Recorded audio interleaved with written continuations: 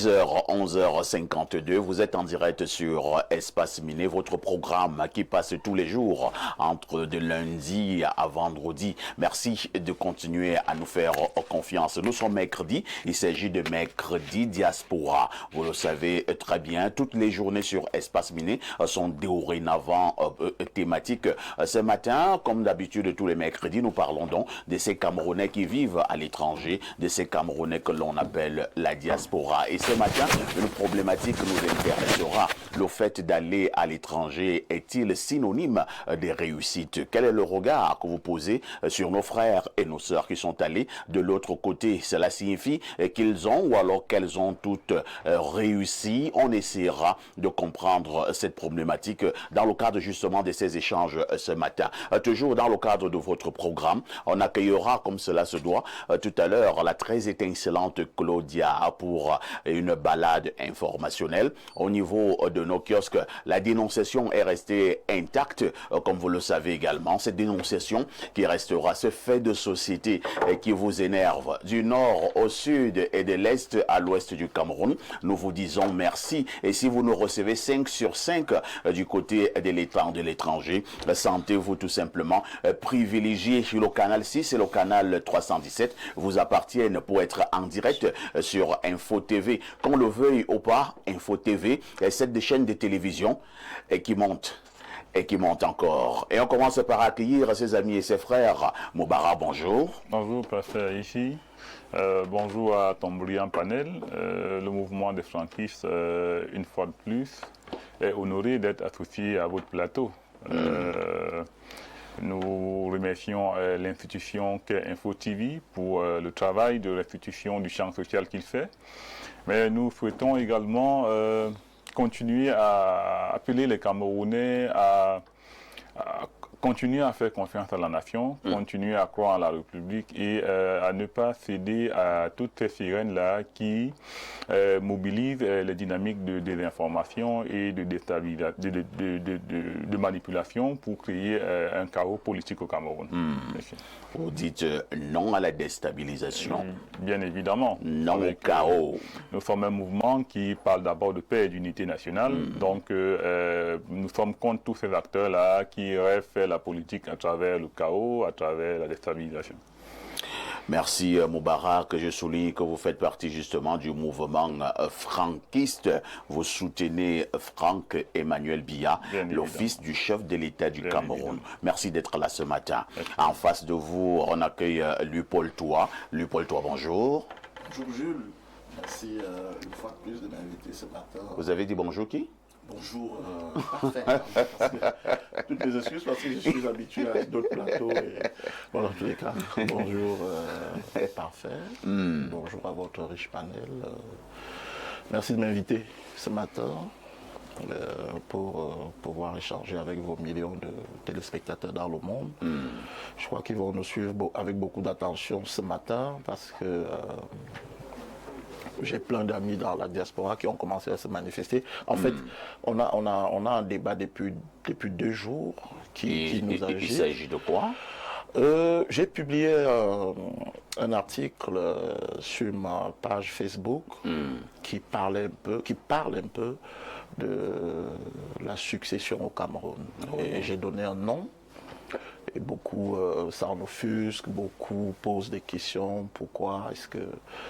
Bon, j'ai des arguments qui plaident à la faveur de la personne à qui mon choix est porté. C'est une personne qui est au poste le plus sensible au Cameroun depuis 14 ans. Il a fait ses armes, il a fait ses classes, il a appris auprès de son maître politique. Je soupçonne que vous voulez parler du ministre d'État SGPR. Bon, vous avez tout compris. Moi, je ne devrais pas comprendre. Je parle de ces choses au quotidien. Voilà, quand on a une telle longévité à un poste, surtout sensible, quand on a une telle mainmise sur l'appareil de l'État, lorsqu'on a la confiance de son maître politique, je pense que les étoiles sont en train de s'aligner pour lui. Et c'est mon opinion. Je l'ai fait savoir. Et puis, il y a donc beaucoup d'amis de la diaspora qui m'appellent. D'ailleurs, je publierai un autre article aujourd'hui pour leur... Est-ce que vous pensez qu'en le faisant, vous aidez le SGPR? Oui, d'où l'article que je vais publier aujourd'hui pour essayer de clarifier un certain nombre de choses. Il faudrait que les gens sachent que on n'arrive pas forcément à un très haut poste, le poste le plus élevé, en commettant un parricide ou en commettant un coup d'État. Ça peut se faire de façon consensuelle, par le dialogue, par l'apprentissage. D'ailleurs, le président Paul Biya lui-même, il est arrivé comme ça. C'est parce que il a su prouver sa loyauté, qui est l'une des premières qualités en politique, parce qu'on ne met pas quand même 14 ans en poste, le plus sensible, si on n'est pas loyal vis-à-vis de son patron. Avez-vous l'impression que le SGPR a des ambitions présidentielles? Qu'il ait des ambitions présidentielles ou pas, d'ailleurs, il n'a jamais choisi d'être, il n'a jamais milité quelque part pour être SGPR. Il a été choisi. D'accord, donc il a été choisi, il est arrivé à ce poste. Et lorsque la Providence vous choisit, vous n'avez pas besoin d'avoir d'ambition. Pourquoi vous voulez forcer le SGPR à avoir ce genre d'ambition? Non, ce n'est pas une question de... Vous savez, monsieur... Vous êtes en train de forcer la main au SGPR? Non, pas du tout. Moi, je l'ai suivi dernièrement, il disait tout le monde derrière le président de la République, Oui. son Excellence Paul Biya. C'est son maître politique. C'est son maître politique, c'est lui qui l'a façonné. C'est lui qui l'a sorti de là où il était pour le mettre à la place où il est. D'accord? Donc il n'est pas ici question qu'il le bouscule. D'ailleurs, il continue à travailler. Vous avez vu, il est sur le terrain, il mouille le maillot. Il mouille Et le que maillot pour le... répondez-vous à ceux qui peuvent être classés dans la classe des détracteurs, hein, qui pensent qu'il est une personnalité plus ou moins controversée? Ben, quand on est un homme public, on a des laudateurs, on a des admirateurs, on a aussi des ennemis, on a des adversaires. D'accord? Mais maintenant, c'est le cap qu'on se fixe. C'est la loyauté qu'on a vis-à-vis de ceux qui vous ont... qui ont permis à ce que vous ayez accès à un certain nombre de choses. C'est la compétence que vous avez, qui font de vous un homme d'État. D'accord? Rappelez-vous que le président Paul Biya ne faisait pas l'unanimité en 1980. Il avait des adversaires farouches, comme les Zimvodo, tout ce que vous connaissez. Mais il était resté loyal vis-à-vis de son maître politique. Il était resté compétent, il était resté distrait. Et le président Ahidjo a dit, ok, voici mon dauphin. Donc, en un mot comme en mille, pour remplacer le président Paul Biya au Cameroun en 2025, votre choix est porté sur le SGPR actuel. Ce n'est pas forcément 2025. Pourquoi vous pensez que ce sera en 2025? Ça peut être en 2032. Ça peut être en 2032, ça peut être en 2026, ça peut être en 2027. Parce que les gens se focalisent... Est-il disqualifié pour 2025? Le président de la République? Le SGPR? Non, il est au travail. Il est dans sa mission régalienne. D'accord? Donc, il va aller jusqu'au bout de la mission que lui confie son maître politique. Merci lui, Paul Toa, pour parfait. cet entretien d'un autre genre ce matin.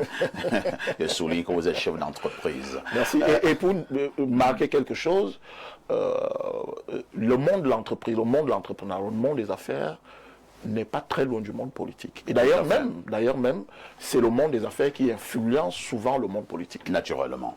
En face de vous, nous accueillons un médecin expert dans la médecine chinoise. Lui, c'est Yves Oleme, fait précéder de docteur. Bonjour et bienvenue au programme. Bonjour mon cher Parfait, et bonjour aux différents panélistes qui sont là. Comment vous allez? Je vais très bien, je vais très bien. Je n'ai pas l'habitude de venir ici. Tout à fait. Habituellement, vous êtes là les vendredis. Et très heureux d'être ici ce matin. Vous retrouvez la chaîne de l'heure et la chaîne du futur aussi. La chaîne qui monte. Et qui monte encore. Et qui doit monter. Et un petit coucou également à votre président directeur général. Monsieur Dieudonné Mvan. Oui, que je n'ai pas rencontré depuis, je ne le connais pas, mais il semble qu'il me connaît bien. Tout à fait, puisqu'il te regarde à la télé. Il me regarde à la télé et il m'envoie souvent également de gros malades. Tout à fait, des patients. Des patients qui ont des soucis et qui arrivent toujours de sa part et c'est l'occasion pour moi ici de lui dire voilà, je suis ravi de ce qu'il fait et l'écoute qu'il essaye d'apporter à mon métier, au centre qui est en Volier. Tout à fait. Oui. Je pense qu'il est également satisfait, lui aussi, parce que quand vous envoyez un patient vous attendez un retour. Dans le médecin, il attend un retour. Est-ce que ça va? Est-ce que les soins sont bien faits et tout? Mais comme c'est continuel, je comprends que oui, effectivement, il est satisfait. Docteur Lemay, donc expert dans la médecine chinoise, il est basé à Yaoundé au Cameroun, derrière la basilique mineure Marie Reine des Apôtres en Volier. En face du docteur Lemay, on a que notre consultant, alias Castou, le descendant de Oumiobe, dit fils de Boubiebel. Pierre Blerignamé, bonjour. Bonjour, parfait ici et merci de m'associer à votre panel ce matin. Heureusement qu'après les deux premiers panélistes, vous avez reçu le docteur Olemé, le temps que mon cœur se calme. Ah bon? Votre cœur avait quel problème? Oh. Donc il a dit d'autres choses et tout ça. Ça m'a donné le temps de me calmer. Qu'est-ce qui vous amène à vous calmer? Entendez-vous, hein? Soit c'est Franck Bia, soit c'est le Mineta Ngongo. Entendez-vous, c'est toujours votre même maison. Voilà, les uns sont franquistes, les autres sont goïstes. Mais cela Non, tu as beaucoup dit. Il y a un débat d'idées qui est ouvert. Mais c'est la même maison, c'est-à-dire les franquistes et les goïstes. Entendez-vous, nous on vous regarde. Vous avez déjà passé 50 ans au pouvoir. Bon, Franck a 50 ans et quelques. Je crois que Ferdinand n'est pas très loin de là aussi. Bon. Si on doit encore vous donner 50 ans, parce que vous ne mourrez pas vite dans votre parti. Oh là là. Et vous êtes comme les crabes, quand vous vous accrochez, vous ne lâchez plus. Voilà, donc, Franck a encore au moins 50 ans de vie, Ferdinand aussi. Si l'un d'entre eux doit prendre le Cameroun, c'est pour l'an 2085. donc de 2035 en 2085.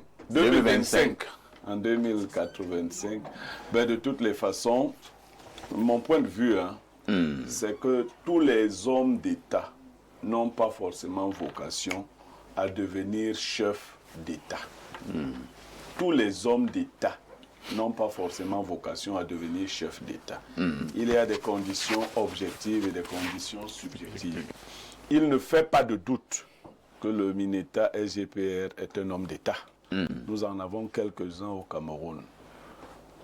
Maintenant, ce passage à chef d'État, c'est tout autre chose.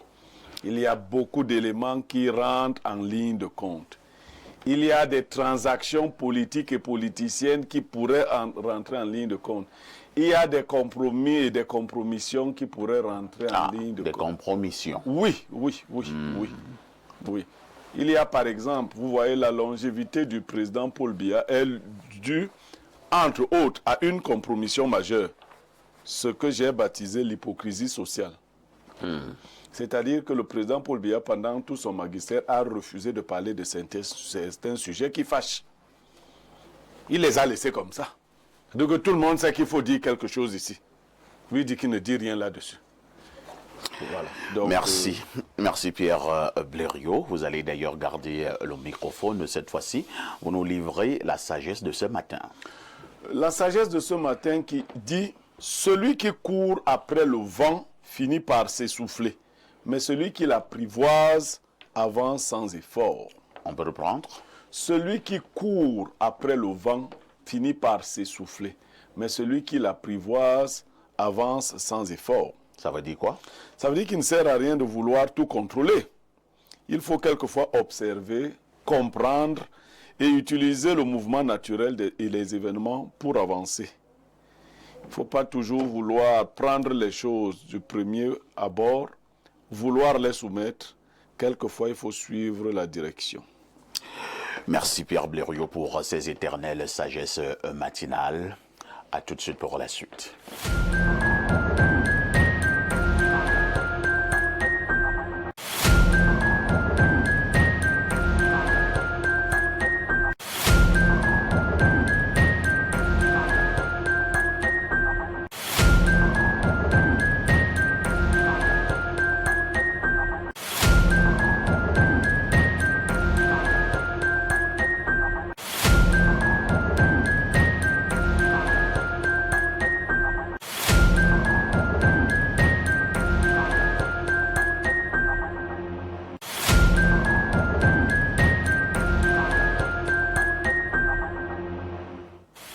Claudia Ancha, bonjour. Bonjour, parfait ici. Bonjour à tous les téléspectateurs d'Espace Miné qui nous retrouvent ce mercredi matin. C'est un plaisir. Je ne sais pas pourquoi on ne veut pas te montrer à la télé. Hein? Ce sont des jaloux. Non. Tu as un souci avec L'Oréalo? J'ai un souci avec Célestin Togo. Qu'est-ce qu'il fabrique? C'est vraiment pas pourtant tu es joliment habillé ce matin. Merci, parfait. Tu as levé les enchères. Ça montre que ça entre hein, ces derniers temps. Qu'est-ce qui entre? L'argent, le Mais pognon. toi, tu voyais quoi entrer? On dit que ça. Tu es jolie, ça entre. Tu dis que qu'est-ce que c'est comme... Pour la première fois dans l'histoire d'Espace Miné, Blériot me dit que je suis jolie. On va fêter ça. Ça mérite un champagne, vraiment. Tu es habillée en dame. Tu sais que moi, je préfère les habillements dames. Et quand je suis habillée en jeune En fille jeune sexy, fille ça ne te dit rien? Non, non, non. C'est Aïssi qui est séduit par ça, les filles le jeudi des filles et tout ça. Ok. Moi, j'aime ce qui est vieux, je t'ai déjà dit ça. Moi aussi. Ça c'est bien. Mais pas ton genre de vieux là, en tout cas. Mais qui t'a dit de m'aimer? Moi, il y a déjà beaucoup de personnes qui m'aiment. Il parler ne de peut quoi? pas l'avoir t'aimer, Toi, ça tu c'est vas clair. m'aimer. Il ne veut pas t'aimer, ça c'est clair. Claudia, Tu commences à te citer les gens qui m'aiment. en attendant, continuez votre débat sur l'amour en off. On va d'abord faire un tour au niveau des kiosques. Hein. Que disent les journaux?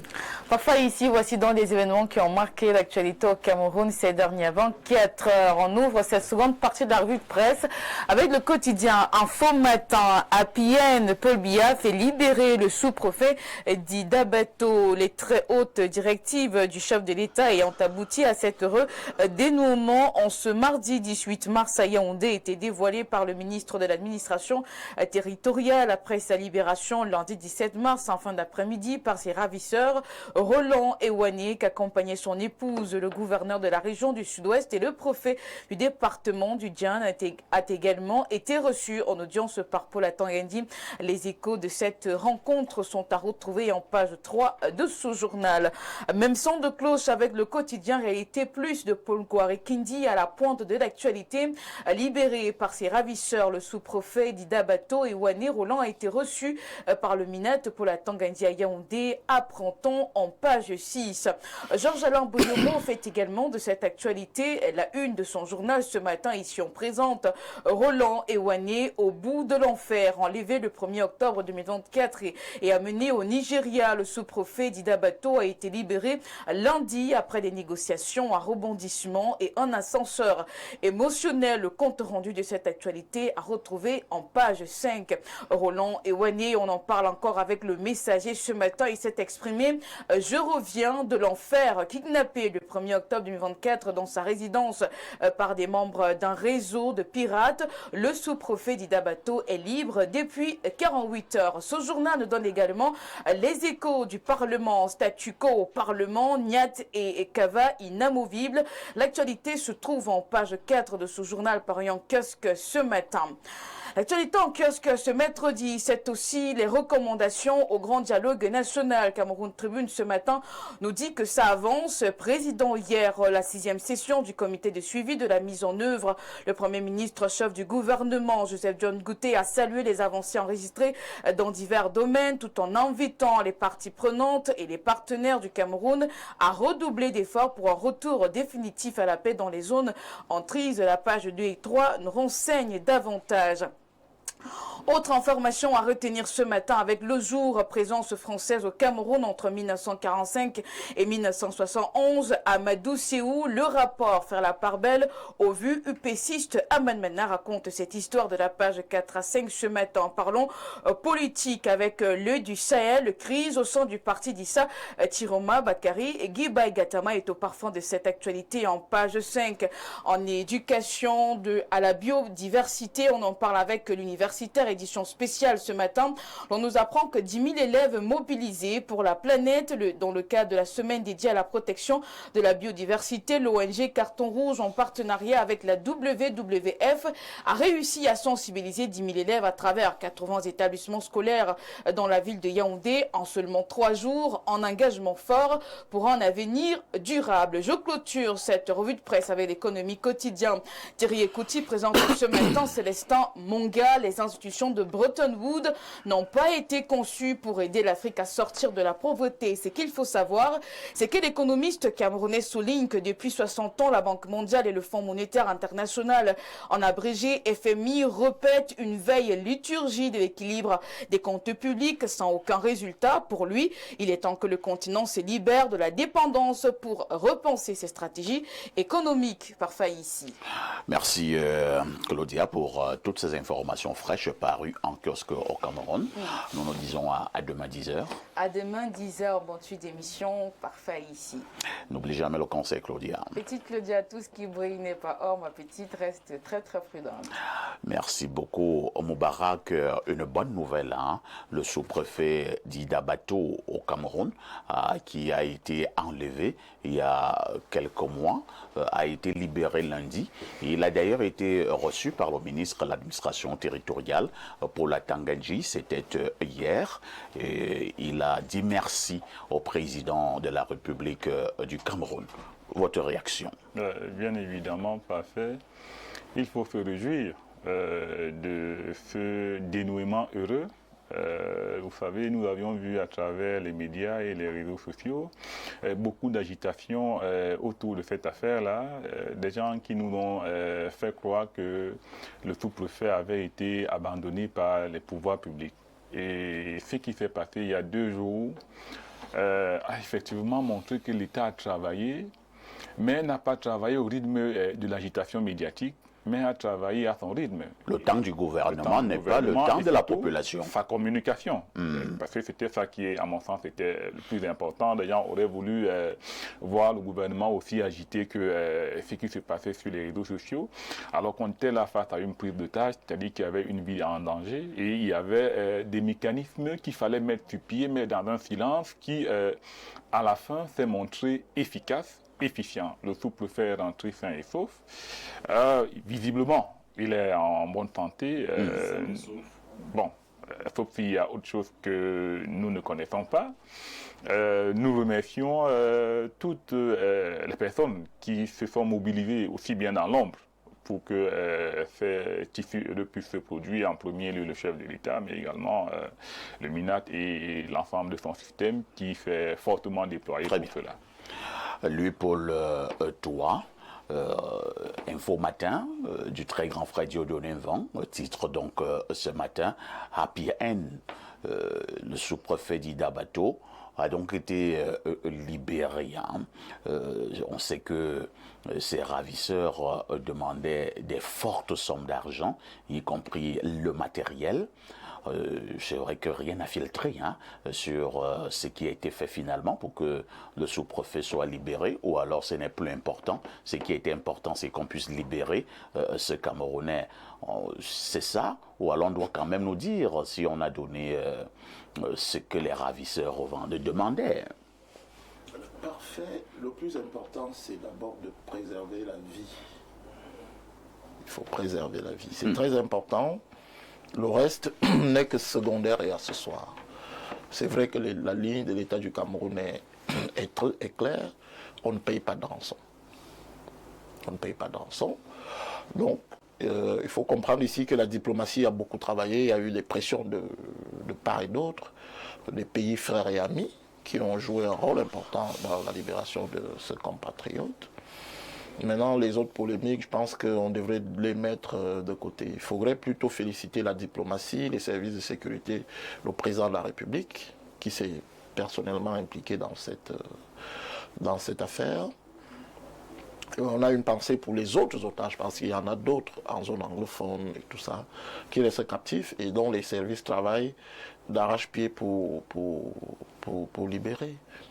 Moi, j'ai vu, par exemple, l'épouse de ce sous-préfet qui était très malheureux, qui a même dû attraper la maladie d'Alzheimer ou quelque chose comme ça. Elle était en larmes, hein, En larmes, et surtout lorsque nous avons vu ces images du sous-préfet, et qui étaient insoutenables. Je pense qu'il faut un peu d'humanisme dans le cœur des uns et des autres, et taire des polémiques politiciennes qui ne font pas avancer certaines causes. Mais parfait, je voulais ajouter quelque chose, parce que lors de la revue de presse, j'ai lu, je ne sais pas si c'est une interview ou l'intervention de Célestin Monga qui parle des institutions de Bretton Woods. Mais je vais vous dire quelque chose parfait, c'est que c'est une musique que nous entendons depuis très longtemps et qui ne fait pas avancer l'Afrique. Quelle musique? Les institutions de Bretton Woods, la Banque mondiale, le FMI, le Club de Paris et tout ce que vous voulez ne sont pas faits pour développer les pays.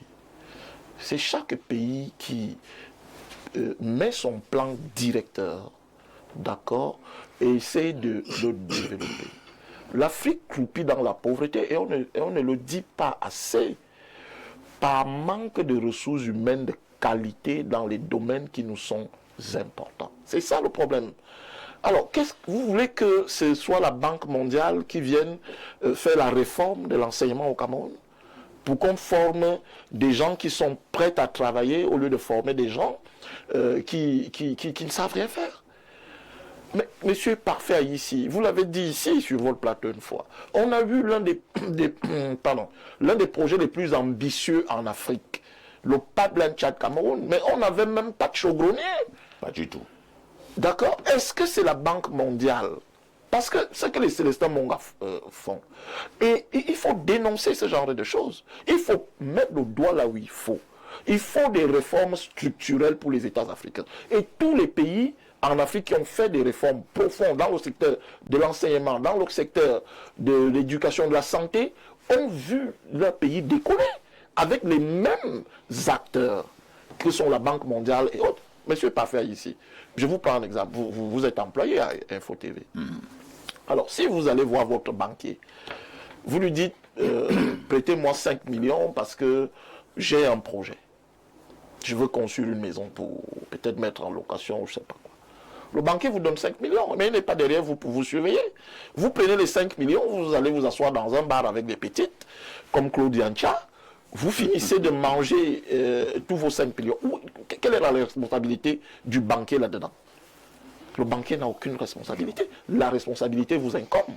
Mais par contre, si vous prenez les 5 millions et que vous les investissez à bon escient, et ça produit des intérêts, vous avez gagné quelque chose. Merci. Hein. Apparemment, Moubara n'est pas d'accord avec ce que vous dites. Pas que je suis contre ce qu'il dit.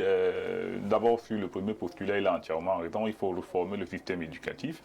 Mais pour moi, c'est plutôt l'exemple du banquier qui n'y va pas très bien.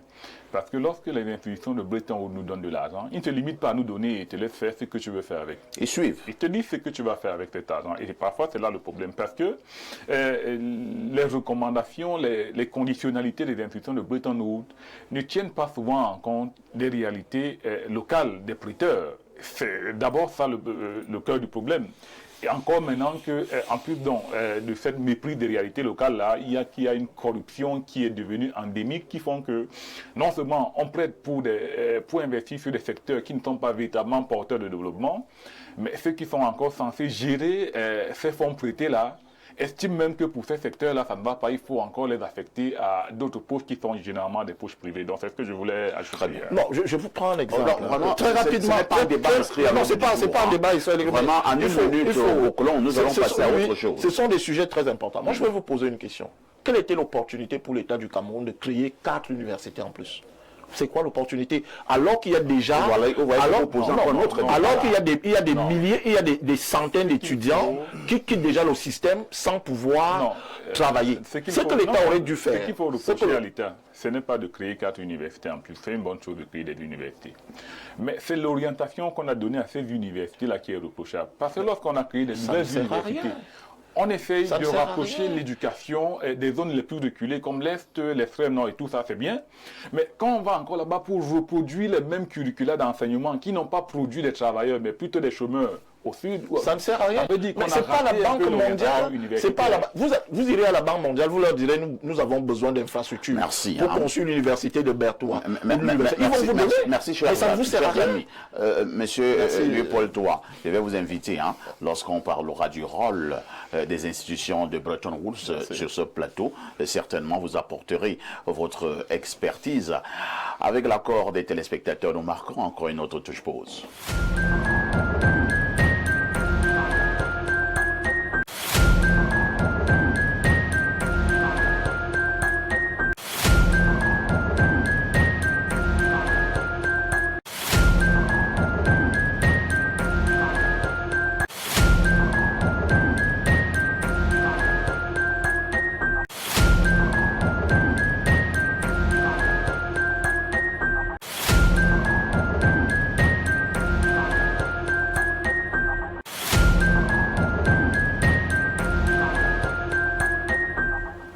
Au niveau de notre carnet rose de ce matin, nous souhaitons un joyeux anniversaire à une dynamique jeune dame qui travaille à Info TV. Elle est maquilleuse. Aujourd'hui, c'est son jour. On dira donc joyeux anniversaire à Téclair et Zembe avec la participation de la réalisation. Nous avons donc cette belle image de l'une de nos maquilleuses, Téclair et Zembe, qui célèbre un an de plus ce mercredi.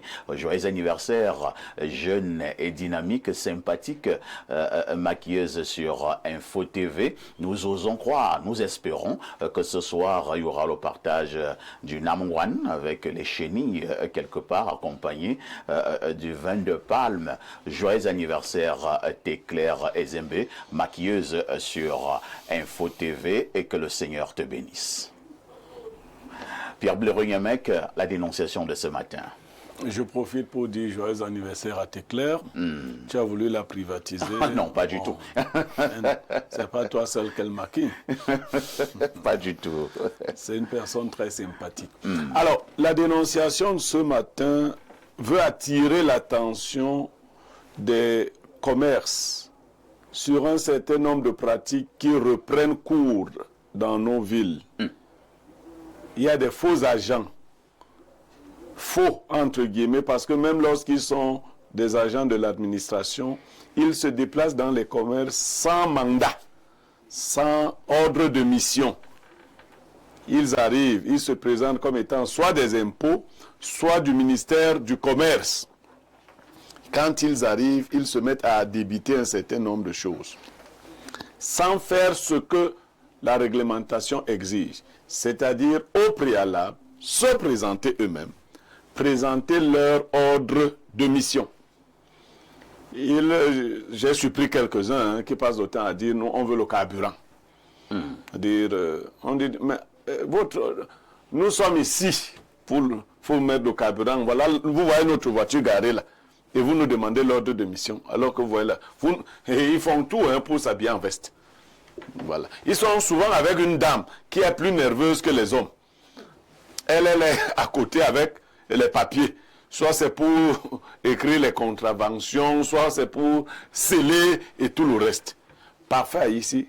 À cause de cette pratique qui est mal organisée, certains faux agents, faux maintenant totalement, se sont aussi organisés. C'est-à-dire on fait un groupe de chômeurs entre nous, parfait un peu imposant. Je prends son costume, je prends mon baraque parce que toi, lui parle beaucoup. Là, il ne faut pas parler beaucoup. Il faut arriver, on est là pour un objectif. C'est l'argent. Moi-même, je me mets devant. Et moi qui suis devant, c'est moi qui menace de... Il faut toujours une femme dans le groupe pour que ça ait l'air sérieux. Parce que vous savez, dans notre mentalité, on respectait tellement les femmes. Tous les groupes de bandits maintenant comprennent que pour appâter facilement les gens, il faut y adjoindre une femme. Elle est souvent de teint, un peu comme Moubarak. Bon. Non, je vois, j'aime mettre un peu d'humour, mais c'est une pratique dont se plaignent beaucoup de commerces. Et beaucoup de naïfs payent. Pour deux bonnes raisons. La première raison, c'est que beaucoup aussi ne sont pas en règle. Du coup, pour quelqu'un qui n'est pas en règle, le plus facile, c'est de négocier. Mais il se heurte aussi à une deuxième pratique, c'est que les Camerounais ne font plus confiance aux institutions. Dès qu'on te menace, tu dis que même quand je vais partir en haut là-bas, ce sera encore la même chose. Même ceux qui sont en règle, pour quelques-uns, ils se trouvent encore obligés de payer. Je veux donc attirer l'attention des Camerounais sur cette pratique. Donc, il s'agit des faux agents qui passent donc au niveau des marchés, ou bien au niveau des boutiques, comment on appelle, les brocantes, tout ce qui est commerce. Ils sont faux de deux façons. Ils sont de vrais faux, c'est-à-dire qu'ils sont totalement faux. Mais il y en a aussi qui se mettent en mission eux-mêmes, sans ordre de mission. Docteur Olémé, votre commentaire.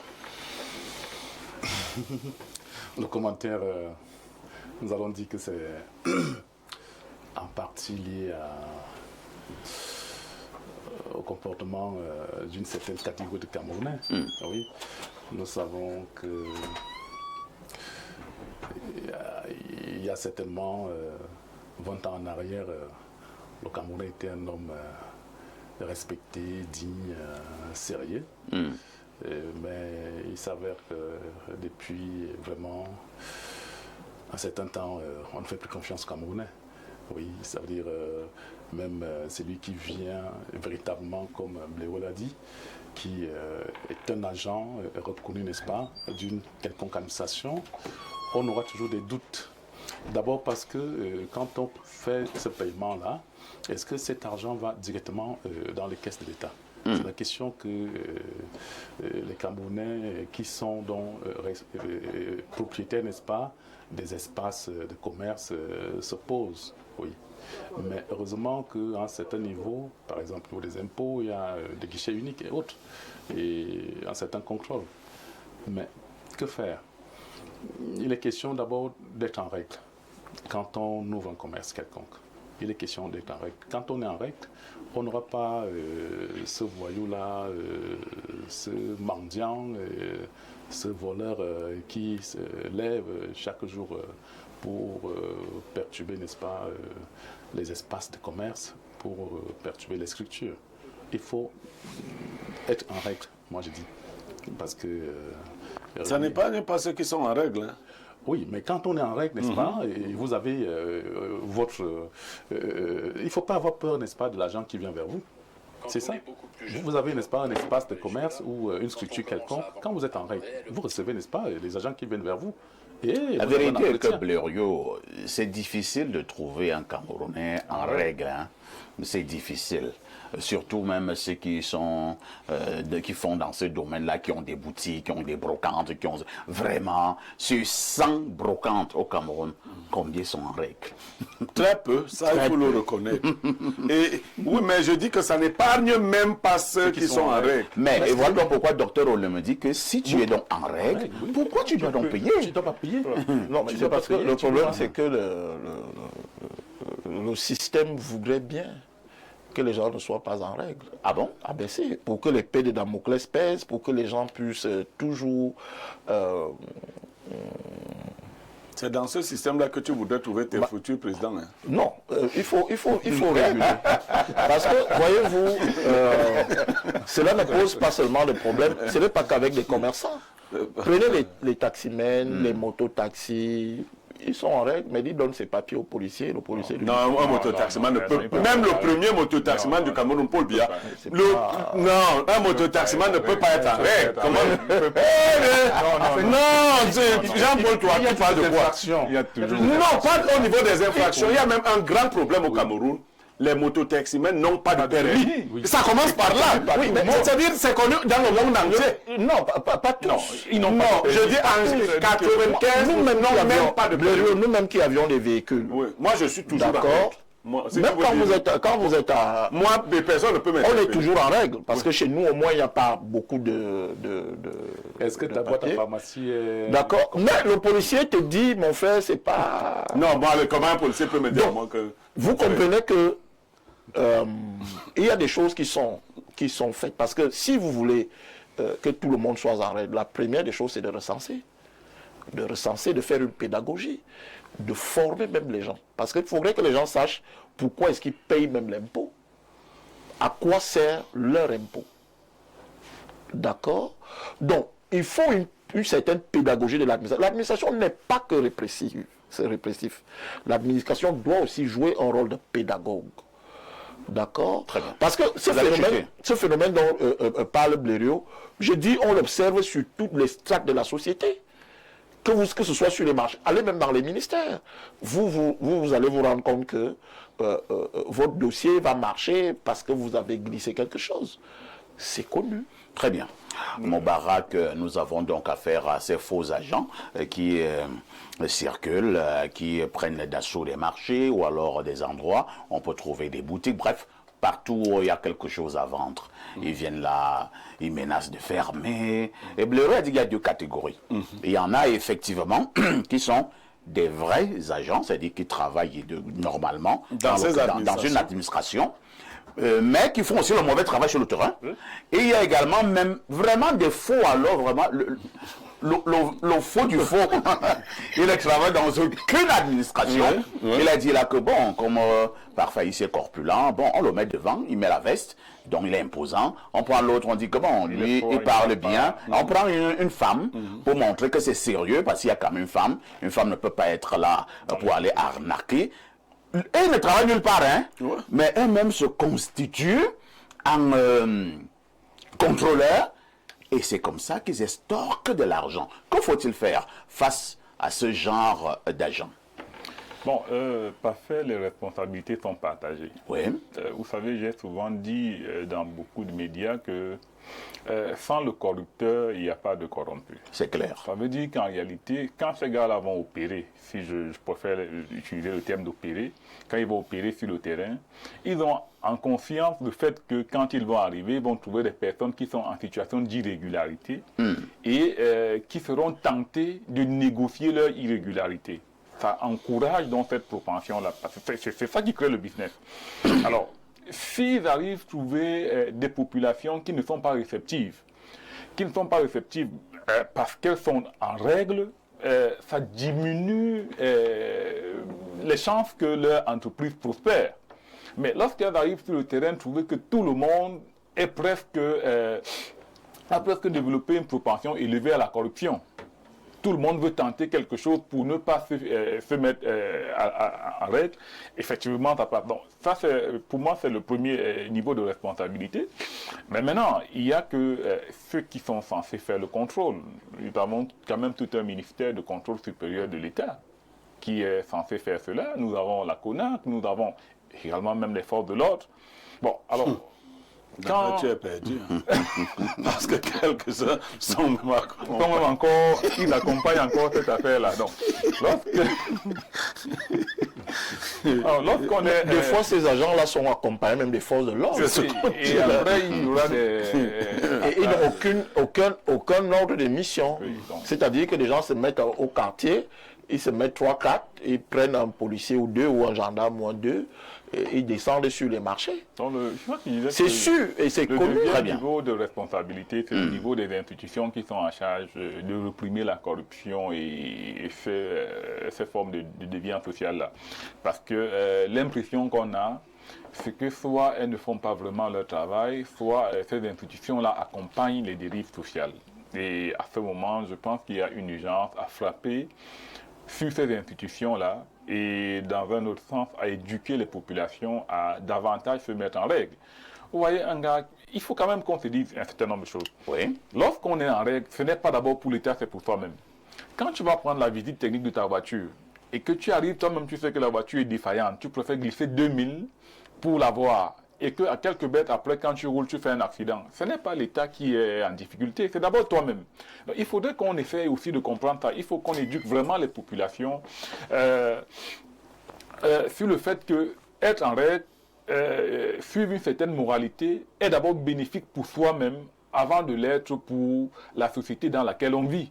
Et que lorsqu'on n'est pas dans cette moralité-là, on s'expose donc à, on s'expose à une certaine vulnérabilité que ces arnaqueurs-là vont mobiliser pour nous prendre ce qu'ils veulent. Donc il faut agir sur les deux sens, les institutions qui ont pour mission de réprimer les arnaqueurs et agir sur les populations afin qu'elles soient moins vulnérables vis-à-vis de ces personnes. Merci Moubarak, Pierre Blériot, Niemek. Moubarak d'abord opposé en principe, hein, pas de corrompus sans corrupteur. Entre-temps, est-ce qu'on doit seulement tirer sur ces faux agents? Est-ce qu'on ne doit pas également regarder au niveau du comportement de ceux-là même qui sont des vendeurs, le comportement des commerçants quant à la régularité de leurs papiers? Alors, je vais surprendre Moubarak. Il y a un philosophe qui montrait que le tandem corrompu-corrupteur n'est pas linéaire. C'est-à-dire que celui que vous croyez être corrupteur peut être à la fois le corrupteur et le corrompu. Vous voyez, c'est pas linéaire. Il n'y a pas quelqu'un qu'on appelle le corrupteur. Prenons ce cas.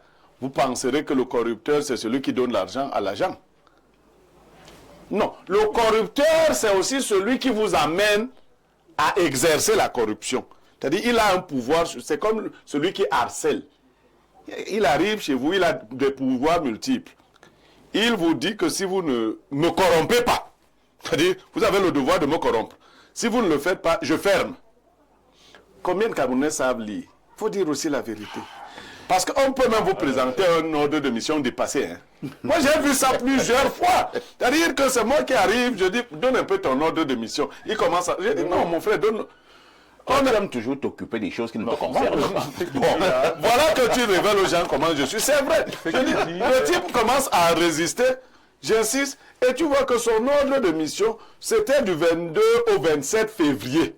Et vous étiez déjà quel... Nous sommes au mois de mars. Et lui, il balade toujours cet ordre de mission. Et puisque l'ordre est signé, quand toi tu vois seulement ça, tu ne vas même... Et puis, les ordres de mission doivent être libellés de manière claire, parfaite ici. C'est-à-dire dire exactement ce qu'un agent vient faire chez vous. Même le policier, quelqu'un ne peut pas venir tout fouiller chez vous. Mais même les perquisitions, dans une perquisition, les procureurs, on dit ce qu'on vient rechercher. Quelqu'un ne peut pas venir chez vous, il commence à démonter les WC et tout ça, il dit qu'il fait la perquisition, il cherche si les femmes ont déjà envoyé les serviettes hygiéniques. Non! Il faut que la perquisition, c'est le cas de la perquisition. C'est pour cela que lorsque vous trouvez autre chose que ce qui est dans votre ordre de perquisition, vous signalez, ça c'est une trouvaille incidente. Donc, je dis que il y a un seul individu qui est corrompu, qui vous oblige, de par son pouvoir, à le corrompre. Oui. Il y en a même qui vont plus loin, parfait. Il entre dans une boutique, il prend les choses, il met dans son sac. Ah bon? Oui. Il dit que ça, c'est pour le ministère du Commerce. Mais je dis que de toutes les façons, ce qui crée... Il ne te donne même pas la charge de le corrompre. Ce qui crée cette vulnérabilité-là, c'est la position irrégulière du commerçant. Je le dis parce que je suis d'abord commerçant. C'est-à-dire que... Tu es commerçant et intellectuel, il faut ajouter. Oui, peut-être. Oui, ça joue. Parce que les gars n'aiment pas les gens qui parlent beaucoup français. Non. Quand tu commences à trop parler, il dit que bon, moi je parle. Ok, nous allons lire les nombreuses préoccupations de nos téléspectateurs à travers le monde. Bonjour le plateau. Les impôts du Cameroun, que tu sois en règle ou pas, ils trouvent toujours un motif pour te coller. D'abord, une comme moi, je ne négocie pas avec vous, trop de mendicité, surtout les impôts de... Elle donne un quartier là. Elle donne le nom d'un département. Hein? On va sauter. Alors, on prend un autre message. Bonjour à vous, grand sac de modérateurs. Je soutiens remarquablement les prises de position de Pierre Blériot. Très belle thématique du jour. Merci et bonne suite d'émission. Bonne journée, c'est Pascal et Somba. Autre message ce jour, bonjour au titan du micro. Oh là là, le message est parti, hein? On prend un autre. Bonjour parfait, c'est Étienne Marcel depuis Etomeki. Bonjour également à tes invités sur le plateau et un bonjour spécial à mon grand frère Niemek, avec qui je ne partageais pas les interventions sur la FECAFOOT, mais à force de voir les choses, j'ai compris que j'étais juste fanatique, alors que lui, il était objectif.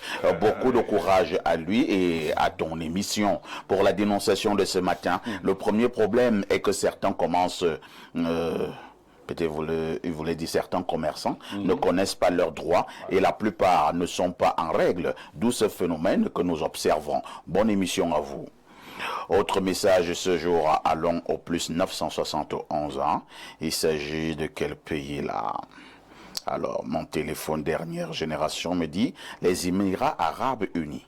Que dit le téléspectateur du côté des Émirats Arabes Unis? Bonjour le plateau. Une fois, ces gens sont venus chez mon frère. Il a simulé un appel à un ami aux impôts. Ces agents ont fui. C'est Henri depuis Dubaï. Mais ton frère n'est pas sérieux, c'est un bandit.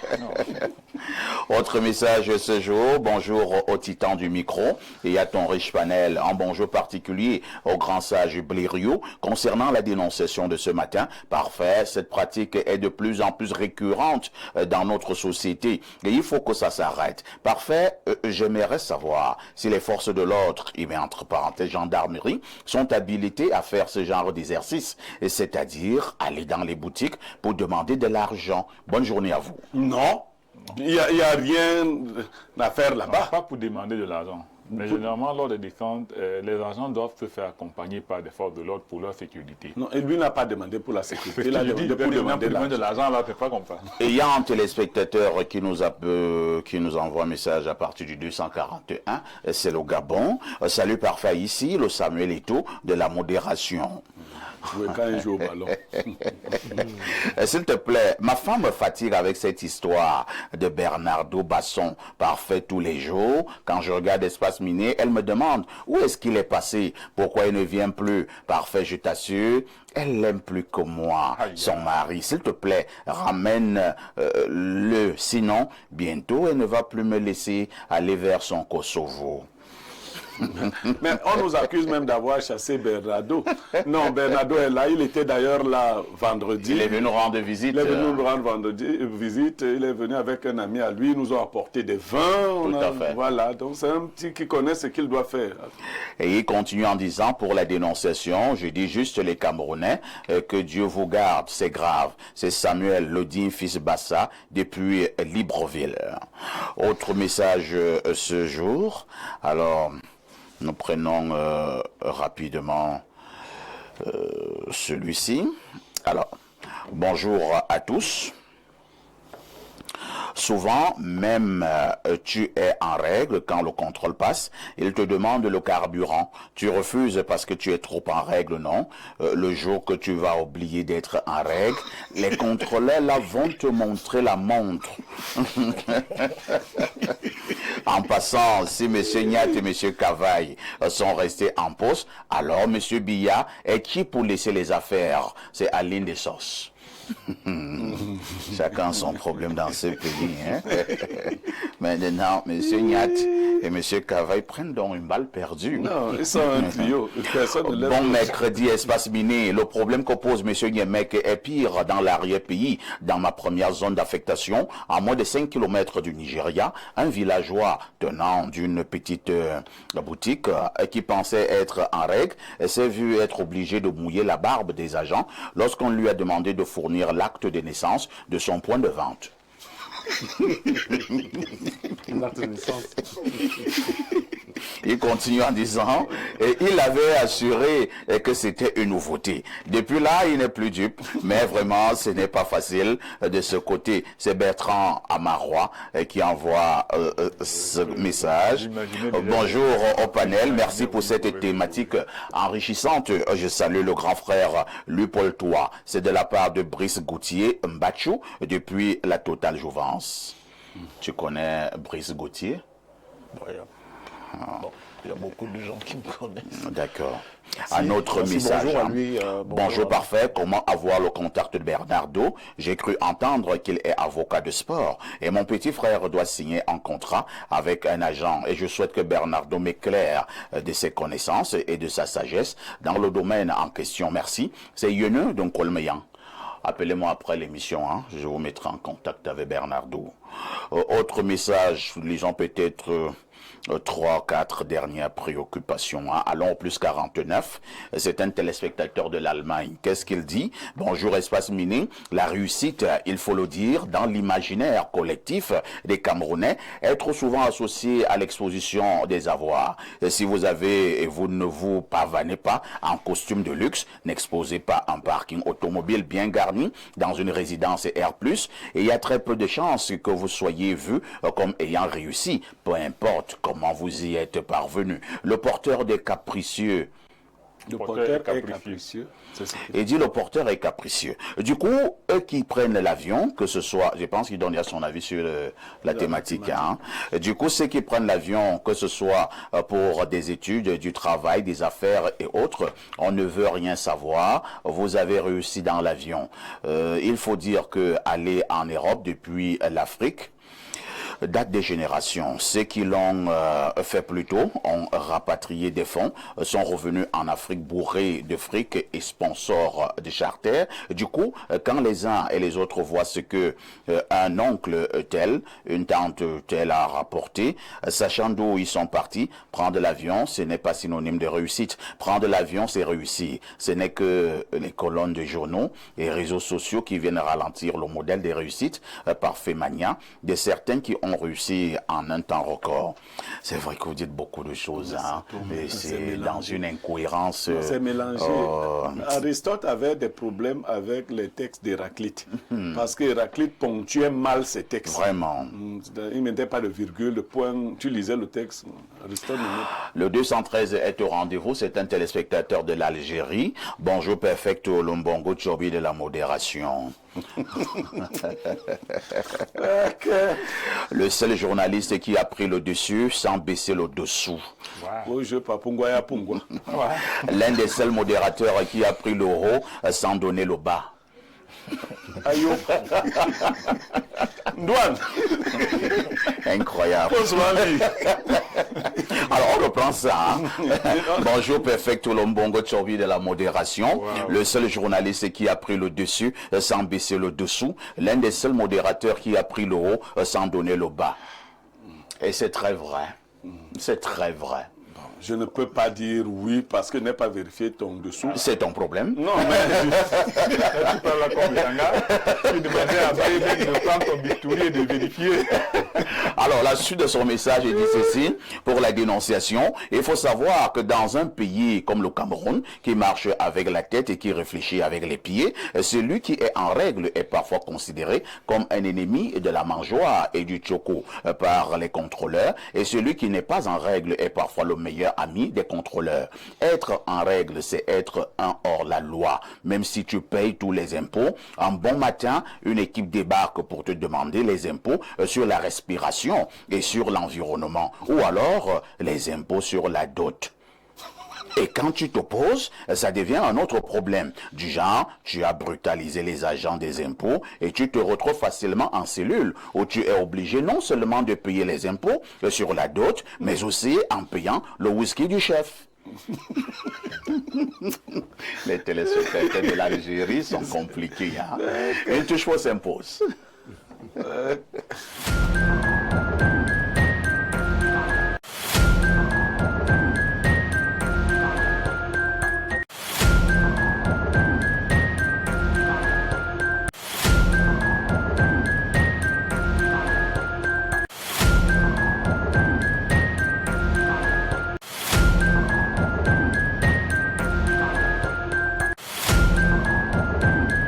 Ta solution venait de Masso Acte 5.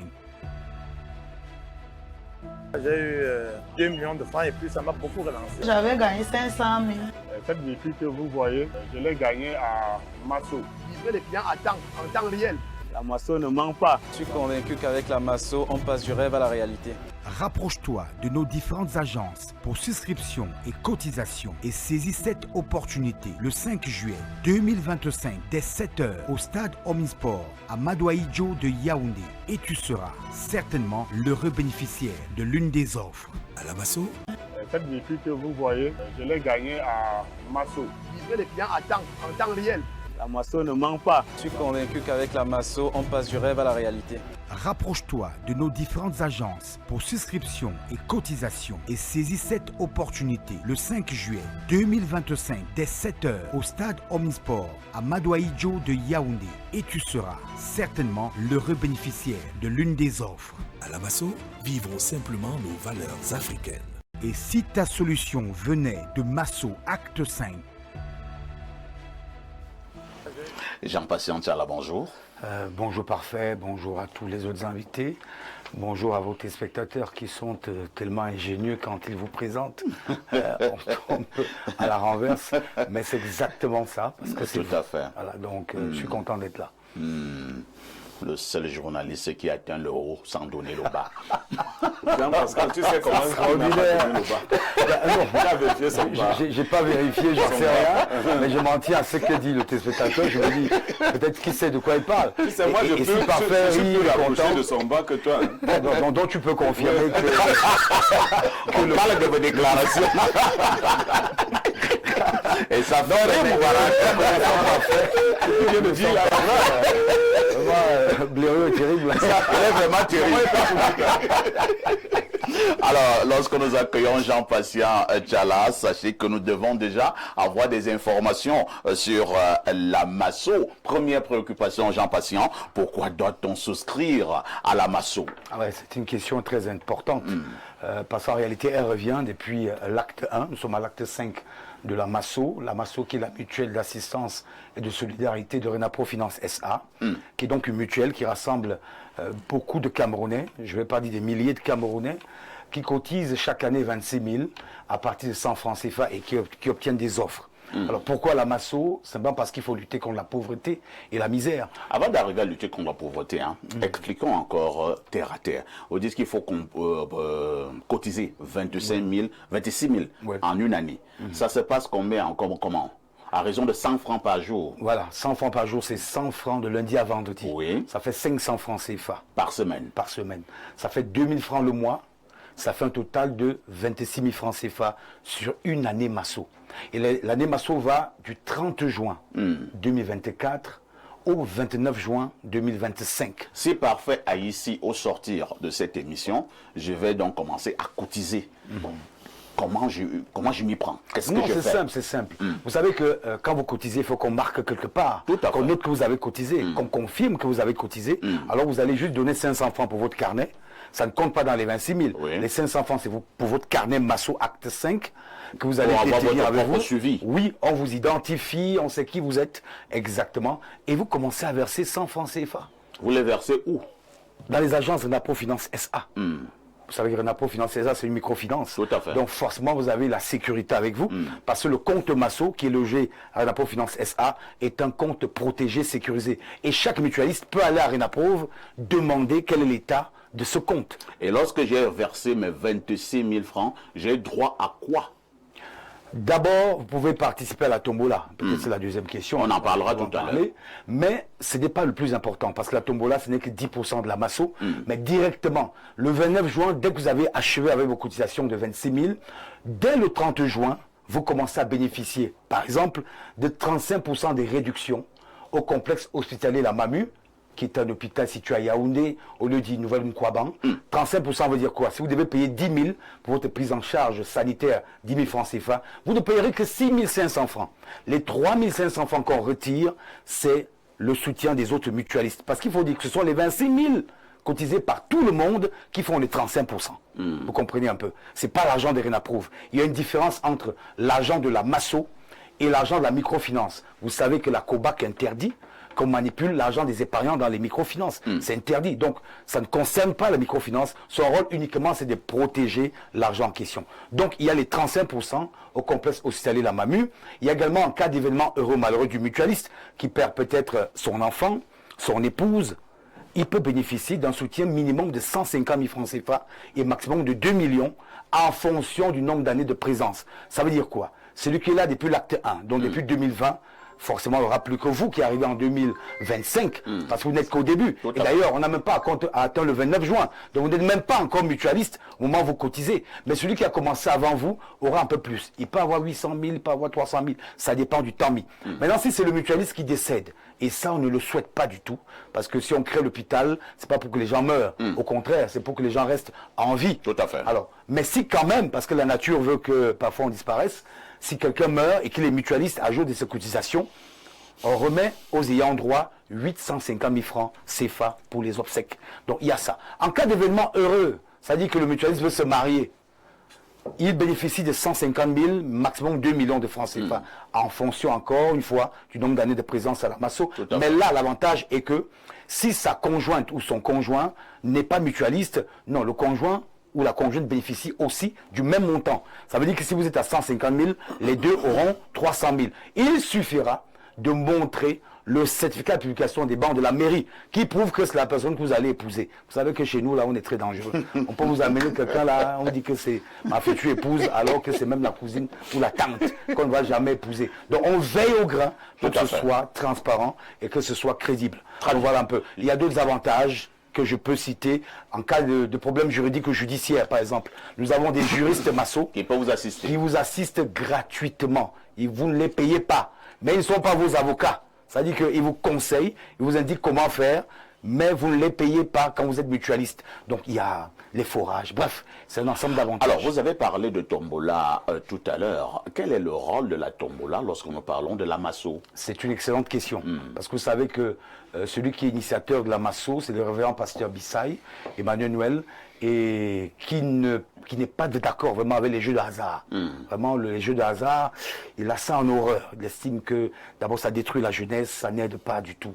Alors, pourquoi la tombola? C'est parce qu'on n'a pas trouvé d'autres solutions pour partager les offres disponibles. Parce qu'après les avantages que j'ai cités, il y a qu'on peut vous donner des financements qui permettent d'installer un commerce. Tout à l'heure, vous parlez de commerce, mais les Camerounais ont de la peine à avoir un capital pour ouvrir un petit commerce, même de 50 000 francs CFA, c'est difficile. Voilà pourquoi pour l'acte 5, nous proposons des montants allant de 100 000 à 2 millions. 100 000, 250 000, 500 000, 750 000, 1 million et 2 millions de francs CFA à rembourser à taux d'intérêt zéro. Parce que j'ai dit, ce n'est pas une microfinance, c'est mutuel. Vous remboursez aux autres qui ont cotisé pour qu'à l'acte 6, eux aussi puissent en bénéficier. Donc la tombola, son rôle long, c'est de départager les 1020 offres de l'acte 5 par exemple. Parce qu'à l'acte 5 on aura 1020 offres. Il y a les financements, il y a le matériel roulant, il y a le matériel pour activité génératrice de revenus, il y a des villas. Vous pouvez voir l'image, il y a 2 villas chaque année. On avait une bande-annonce là, une dame disait que j'ai gagné le villa. J'ai gagné le villa. Et justement, elle est dans cette villa avec sa famille et elle rembourse. On a eu des images où quelqu'un dit j'ai gagné un taxi. Oui, tout à fait. Et tous ces gens remboursent. C'est dit qu'à la Masso, c'est pas du bluff. Non, non, c'est pas du bluff. Venez toucher du doigt. Et d'ailleurs, il y a beaucoup de témoignages.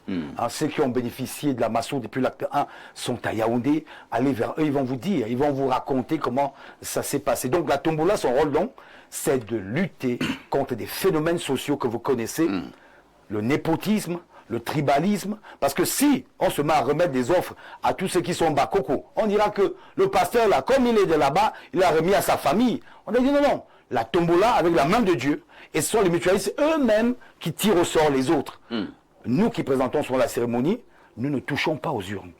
On représente à bonne distance. Eux-mêmes, ils tirent au sort les autres. Et là, on ne sait pas de quelle tribu on est. On ne sait pas de quel village on vient. On sait juste que nous sommes des Camerounais et des Africains qui, mis ensemble, trouvent des solutions pour lutter contre la pauvreté. Ça, c'est le rôle de la tombola qui aura lieu le 5 juillet prochain au stade Amadou Ahidjo de Yaoundé. Jean Patient, tu es là pour sortir quelques contacts utiles. Je donnerai un seul. C'est vrai que les autres s'affichent à l'écran.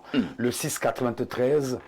93 02 31. On peut reprendre. 6 93 93 02 31. Appelez-moi et je vous donnerai plus de détails. Jean Patientiala, vous direz bonjour au promoteur, le pasteur Emmanuel Noël Bissaï. Oui, je ne manquerai pas. Et nous nous disons à mercredi 11h. À mercredi prochain. Excellente journée, Jean Patient. Merci.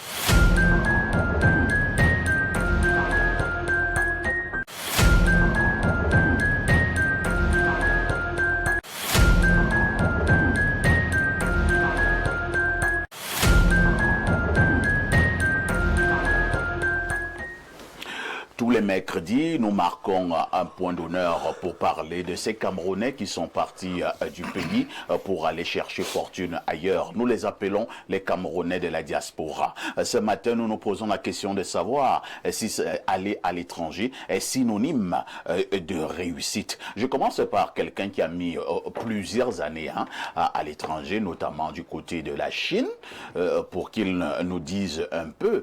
Alors, docteur Oleme, dans nos familles, nous nous battons de plus en plus pour envoyer nos frères, nos sœurs, nos cousins, nos cousines, nos nièces à l'étranger pour multiples raisons.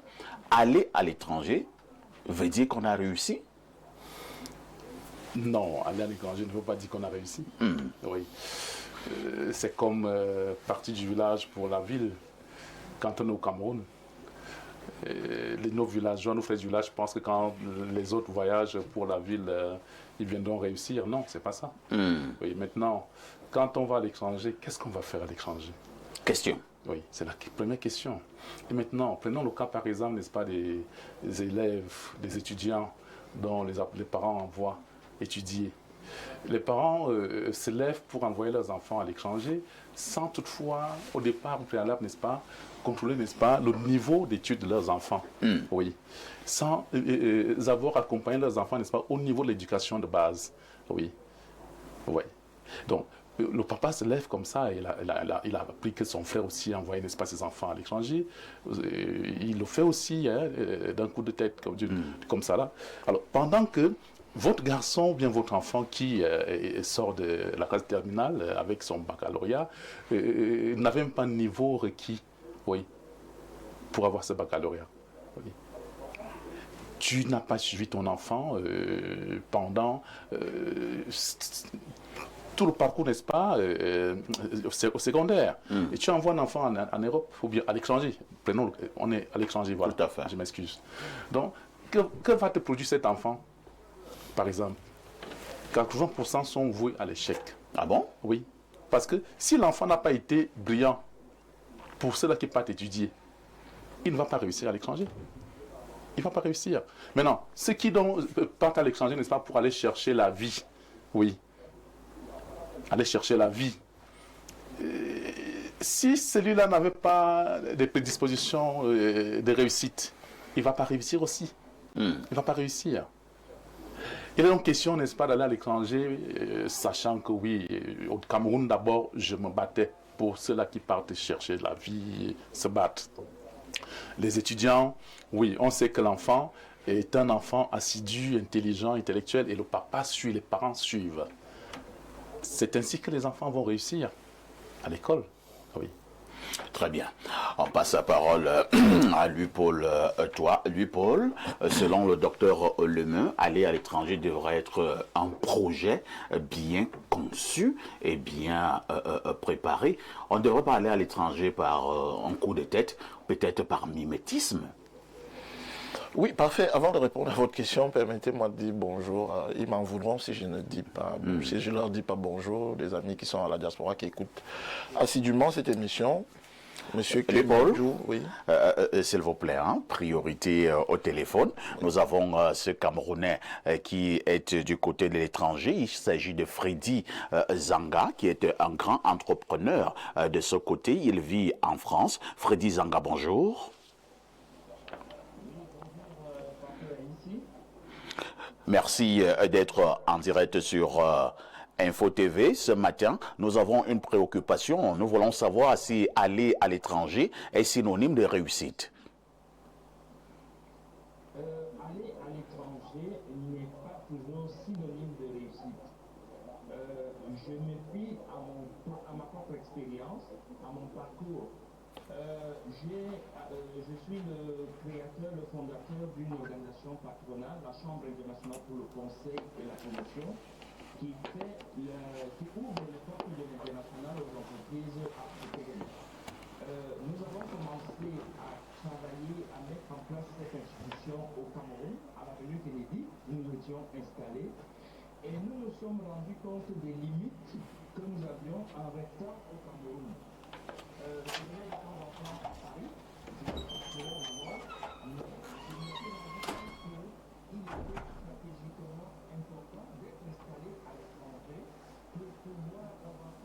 poursuivre nos missions de promotion des collaborations, des partenariats entre le Cameroun, entre l'Afrique et l'international.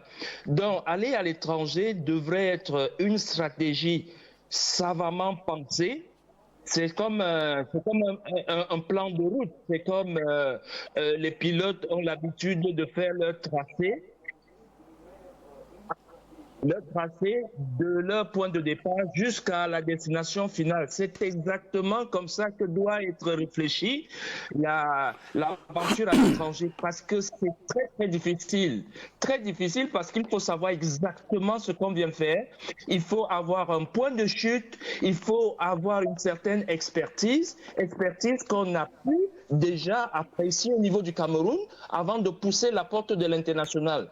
Et ce qui est d'autant plus difficile, c'est que l'étranger rend encore, j'allais dire, plus difficile encore l'environnement camerounais. Parce que quand on est à l'étranger, parfois on n'a pas de maison, on n'a pas de revenus et tout coûte ici, là. Tout coûte à l'étranger. Dès l'arrivée à l'aéroport, vous avez commencé à payer. Donc si vous n'avez aucune ressource, et pire encore pendant l'hiver, vous êtes un sacrifié. Donc, l'adaptation est déjà très difficile. Pire encore, et c'est comme si les autorités étrangères se sont organisées, parce qu'on va vous conditionner l'emploi par les papiers. Donc, c'est tout un autre parcours. Donc, si vous n'avez pas bien réfléchi votre immigration, vous risquez de passer à côté de votre vie, et par conséquent, l'une des raisons pour lesquelles on trouve des milliers d'Africains ici qui ne font rien, parce qu'ils n'ont pas suffisamment réfléchi leur sortie pour aller à l'étranger, malgré leur expertise. Donc, c'est pas toujours évident. Et la dernière chose que je vais ajouter, c'est qu'il faut aussi parfois une notion divine. Une notion divine parce que vous pouvez passer à côté de votre parcours à l'étranger simplement parce que vous n'avez pas rencontré les bonnes personnes, parce que votre famille a été hostile à votre arrivée, parce que au final vous n'avez pas pu trouver le déclic nécessaire. C'est l'une des raisons pour lesquelles je dis souvent, il faut avoir la bénédiction des parents, il faut avoir la bénédiction du bon Dieu pour pouvoir finalement réussir son intégration en France. Et je peux être un exemple de ce parcours-là parce qu'en moi, on retrouve un parcours du combattant et en même temps, on trouve quelqu'un qui a pu aujourd'hui se faire une adresse, se faire une notoriété internationale à travers les nombreux forums que nous organisons aujourd'hui à travers le monde. Là, avec votre permission, nous sommes en train de préparer un forum international qui aura lieu le 26 avril. Ici à Paris, qui va permettre aux entreprises africaines, camerounaises en particulier, de venir rencontrer des entreprises européennes. Et donc, ça a été un parcours très difficile qui, aujourd'hui, j'en suis fier, résume un peu l'histoire d'un combattant, un Camerounais, comme on sait bien le faire au Cameroun, avoir envie de oser et de réussir au final. Donc, ce n'est pas toujours évident, pour ne pas monopoliser la parole, ce n'est pas toujours évident, la sortie. Il faut suffisamment réfléchir et il faut baliser le chemin qui est parsemé d'embûches et qui n'est pas réservé à ceux qui n'ont pas la niaque. Il faut véritablement avoir une ferme détermination qui dépasse les limites pour pouvoir réussir à l'étranger. Merci Freddy Zanga pour votre intervention. Je rappelle que vous êtes le président de la Chambre internationale pour le conseil et la promotion. Il s'agit donc d'une organisation patronale africaine. Info TV vous dit merci. Je vous dis merci et rapidement pour remercier mon ami Blériot Niémé que j'écoute tous les jours avec beaucoup de passion et aussi le directeur général qui nous donne l'occasion aujourd'hui de présenter la CICP, Monsieur Dieudonné Nveng, sans oublier Jean-Jérémy Mikem qui nous a mis en relation. Merci du fond du cœur de votre travail formidable et je vous encourage, je vous soutiens dans votre démarche de donner la parole à toutes les couches de la population camerounaise. Merci bien, Monsieur Freddy Zanga, qui était donc en direct de Paris et qui donnait sa contribution sur cette problématique inscrite à l'ordre du jour. Paul Toa, c'est vous qui avez la parole, vous la reprenez. Alors, je disais donc, avant que vous me repreniez la parole, que je saluerai d'abord quelques amis de la diaspora. Si je ne le fais pas, ils m'en voudront. Vous aurez des représailles. Des représailles assez fortes. Donc je dis bonjour à M. Kemadjou Stéphane, à Guy Blesco de Sa Majesté, à M. Iggy qui est au Japon et à Mme Nelly Ngono-Abadakis qui est du côté de la Belgique. Alors quand je l'ai dit, je vais vous surprendre en vous disant que aller à l'étranger est en soi une réussite. Et pourquoi? Pourquoi? Parce qu'on va rencontrer d'autres choses, on va rencontrer d'autres cultures qui enrichissent notre personnalité, on va rencontrer d'autres personnes, on va apprendre des autres. Parce qu'ici, ce que les gens mettent dans la réussite, c'est généralement la réussite matérielle. D'accord? Il y a d'autres réussites qui sont bien plus importantes que la réussite matérielle. Vous pensez que parce que vous aurez vu des jolis avions là-bas, vous aurez rencontré les Blancs, vous aurez vu des très belles femmes cinéastes. La femme de Macron. Et là, c'est ce que vous allez venir vendre ici au Cameroun? Ok, écoutez très bien, monsieur Parfait ici. Vous savez pourquoi il est la chose la plus difficile dans le monde pour les Africains, c'est de voyager? Non. Vous savez pourquoi? Non. Parce que si quelqu'un ne voyage pas, ayez le diplôme que vous voulez, vous aurez une culture générale très faible. Et si vous n'avez pas une culture générale assez pertinente, d'accord, il est pas évident que vous percez dans le milieu où vous êtes. Pourquoi? Parce que vous prendrez certaines certitudes pour la vérité de la vie. D'accord? Moi, j'ai fait certains pays où les acquis qui sont au Cameroun sont une lutte là-bas. Or, les gens banalisent ça ici. Est-ce que vous savez qu'il y a des pays ici en Afrique bien plus développés que le Cameroun où l'accès à Internet est fortement limité? D'accord? Pourtant, c'est un acquis au Cameroun. Il faut aller toucher ce genre de choses du doigt. Il faut aller voir comment les autres évoluent. Moi, je ne suis pas d'accord avec monsieur Zanga.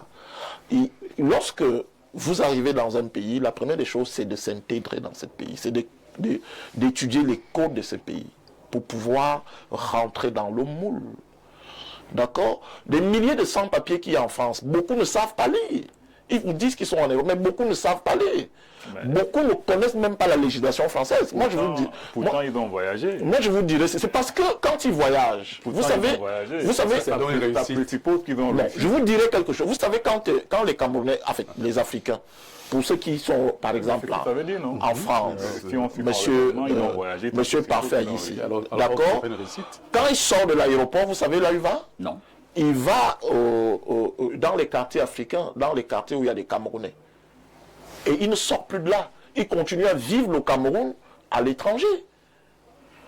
Vous comprenez? Moi, j'ai des amis, en France, en Belgique que j'ai rencontrés, qui ont le droit même d'avoir des papiers, mais ils ont peur de faire la démarche. Parce qu'il est allé dans les quartiers noirs, on lui dit non, il ne faut pas essayer ça. Nous, on est ici depuis. Non, c'est très faux. Beaucoup de gens ne savent pas qu'il y a une convention qui lie le Cameroun à la France depuis 1995, qui facilite l'obtention des papiers aux Camerounais. C'est une convention qui a été signée par Alain Juppé. Beaucoup ne le savent pas. Et c'est une convention qui est réciproque aussi bien pour les Français qui viennent au Cameroun, aussi bien pour les Camerounais qui viennent. Alors, votre convention dit quoi? Si le Camerounais qui est en Bafia veut voyager demain matin, au regard de cette convention, il peut voyager pour la France? Ok, d'accord. S'il voyage dans des conditions régulières, d'accord, dans les conditions régulières. Moi, j'ai cru que la convention donnait un certain nombre de facilités. Oui, il y a des facilités dans cette convention. Il y a même beaucoup de facilités dans cette convention. Mais sauf que ce soit l'État du Cameroun, que ce soit l'État français, je ne sais pas s'ils ont bien communiqué sur cette affaire. Et je vais vous dire une chose, je vais vous surprendre. C'est un avocat français spécialisé de l'immigration qui m'a fait découvrir cette convention. Bon, mais nous ne parlons pas de la France. D'accord. On a pris l'exemple de la France. Monsieur Parfait ici, lorsque vous allez vers les autres, Et vous remarquerez que les gens qui ont le plus voyagé sont ceux qui sont le plus ouverts d'esprit, ceux qui sont le plus tolérants. D'accord? Que les gens de la base, que ceux qui sont restés. Mais les gens de la base, on voit, Monsieur Blériot, lorsque vous irez, Monsieur Blériot, lorsque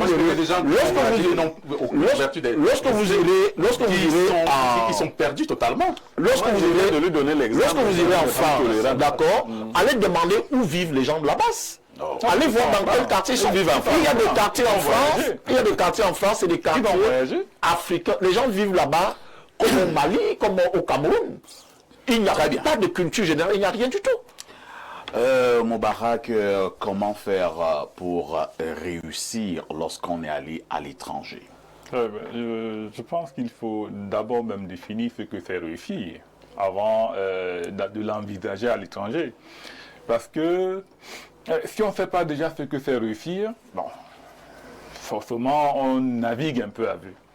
Moi, j'ai envie de dire d'abord qu'il faut que chacun essaie de se donner une signification. Réussir, c'est envisager à travers un certain nombre d'actions comment est-ce qu'on quitte d'un point N vers un point N plus 1 en tenant compte des réalités de son environnement, des différentes opportunités qui s'offrent à nous et de nos propres capacités. Alors, on peut, lorsqu'on a, lorsqu'on se met dans cette démarche de la réussite-là et qu'on a défini son tracé, c'est-à-dire son ambition, il faut agir, c'est-à-dire qu'il faut se donner les moyens de transformer l'ambition, de quitter du stade de la pensée, du rêve à l'action. Il y a donc ce qu'on peut appeler un état d'esprit qui permet de transformer l'idée à la réalité. Et ça, c'est le travail qui est fait matériellement. Maintenant, lorsqu'on voyage, ça veut dire qu'on cherche à travers le voyage un environnement qui est propice à la réussite. Celui qui va en France ou alors qui va en Chine, qui va au Gabon, ne va pas parce qu'il aime la France ou le Gabon ou alors parce qu'il pense que c'est trop beau là-bas, mais il y va parce qu'il pense que dans ces pays-là, il va trouver un système social qui le permet de s'épanouir et de donner vie à son projet d'aller d'un point N vers le point N plus 1, qui est pour lui l'image de la réussite, qui généralement pour beaucoup de personnes peut se résumer au fait d'avoir beaucoup d'argent, mais pour beaucoup d'autres personnes, elle peut également se résumer au fait d'avoir un état de conscience qui permet de transformer. Est-ce que nous allons comment faire dans la fine bouche, hein? Parce que vous voulez nous faire de la philosophie là dans la définition de votre réussite. Est-ce que nous n'allons pas laisser l'hypocrisie? Je prends un exemple. Un Camerounais qui quitte le Cameroun à 25 ans, il va en France. Oui, nous aimons bien ce pays. Prenons toujours la France. Il fait également 25 ans en France, donc il a déjà 50 ans. Et lorsqu'il revient au pays, il n'a ni maison, il n'a ni voiture, il n'a ni femme, il n'a ni enfant. Il ne peut même pas acheter un morceau de pain à son cousin. Vous pensez que parce que ce Camerounais aura eu de fortes connaissances anthropologiques du côté de la France, on dira qu'il a réussi? C'est ce que je disais, que quand il arrive en France, il y a un système social. Répondez d'abord la question. Est-ce que ce Camerounais a réussi? On ne peut pas dire qu'il a réussi. Voilà. Et j'étais en train d'aller... Il a passé sa vie, d'accord? Parce que lorsque vous arrivez, par exemple, dans un pays, dans les pays européens ou asiatiques, il y a un bien-être fantastique. Il ne me démentira pas, le docteur. Si vous êtes obnubilé par ça, parce qu'il faut d'abord amener quelque chose qui est très important. Nous étions dans la réussite. Oui, on est dans la réussite. On ne s'éloigne pas, monsieur. On ne s'éloigne pas. Quel bien-être? Pardon? Quel bien-être? Ok, je vous prends un exemple. D'accord? Si vous êtes en Chine, que vous connaissez, que je connais également, vous avez droit à des soins de santé de qualité. Ce que vous n'avez pas ici. Vous avez droit à des infrastructures, de qualité. Vous pouvez partir d'un point. Écoutez, vous pouvez partir d'un point A à un point B sans beaucoup de difficultés. Non, nous parlons parce que si vous ramenez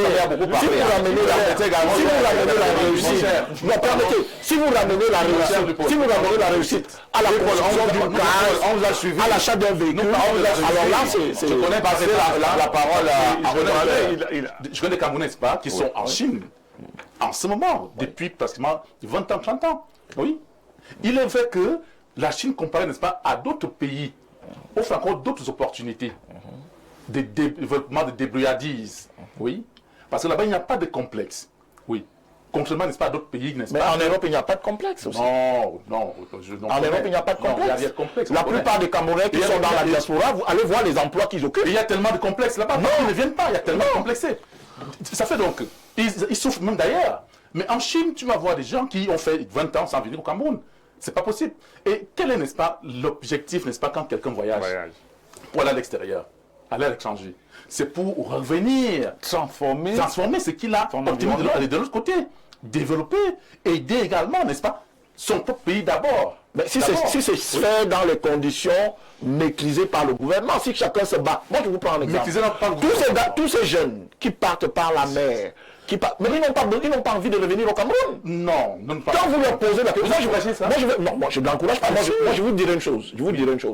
Vous comprenez? Moi, je me retrouve par exemple en Allemagne avec des amis. Moi, je suis en voyage d'affaires et un ami m'invite en Allemagne pour aller manger. Je prends un billet d'avion qui coûte 60 000 francs CFA entre la France et l'Allemagne. Mais il me demande tous sont venus se mettre à genoux devant moi pour me demander mais qu'est-ce que tu vas refaire dans cet enfer qui est le Cameroun? Non, parce que le Cameroun est un enfer. Oui, mais de leur point de vue, vous me laissez parler jusqu'au bout. De leur point de vue. Et je leur ai posé la question de savoir. Je leur ai posé la question de savoir la Pierre Leroy. On vous a compris, lui, Paul. Pierre Leroy n'est pas là pour le décor. Il aura aussi un mot à dire. Pierre Leroy, ce matin, nous avons une petite question, s'il vous plaît. La question est celle de savoir si aller à l'étranger est synonyme de réussite. Ok. Quand vous allez dans la zone Sawa, l'ère Sawa, à l'époque, on disait Namala Umbenge Bakala Owasalunge. C'est-à-dire? Je suis parti chez les Blancs chercher la vie. Parce qu'on estime que les conditions sont meilleures là-bas. Moi, comme c'est un peu trop long, il y a des gens, même si vous les mettez au paradis, ils vont échouer.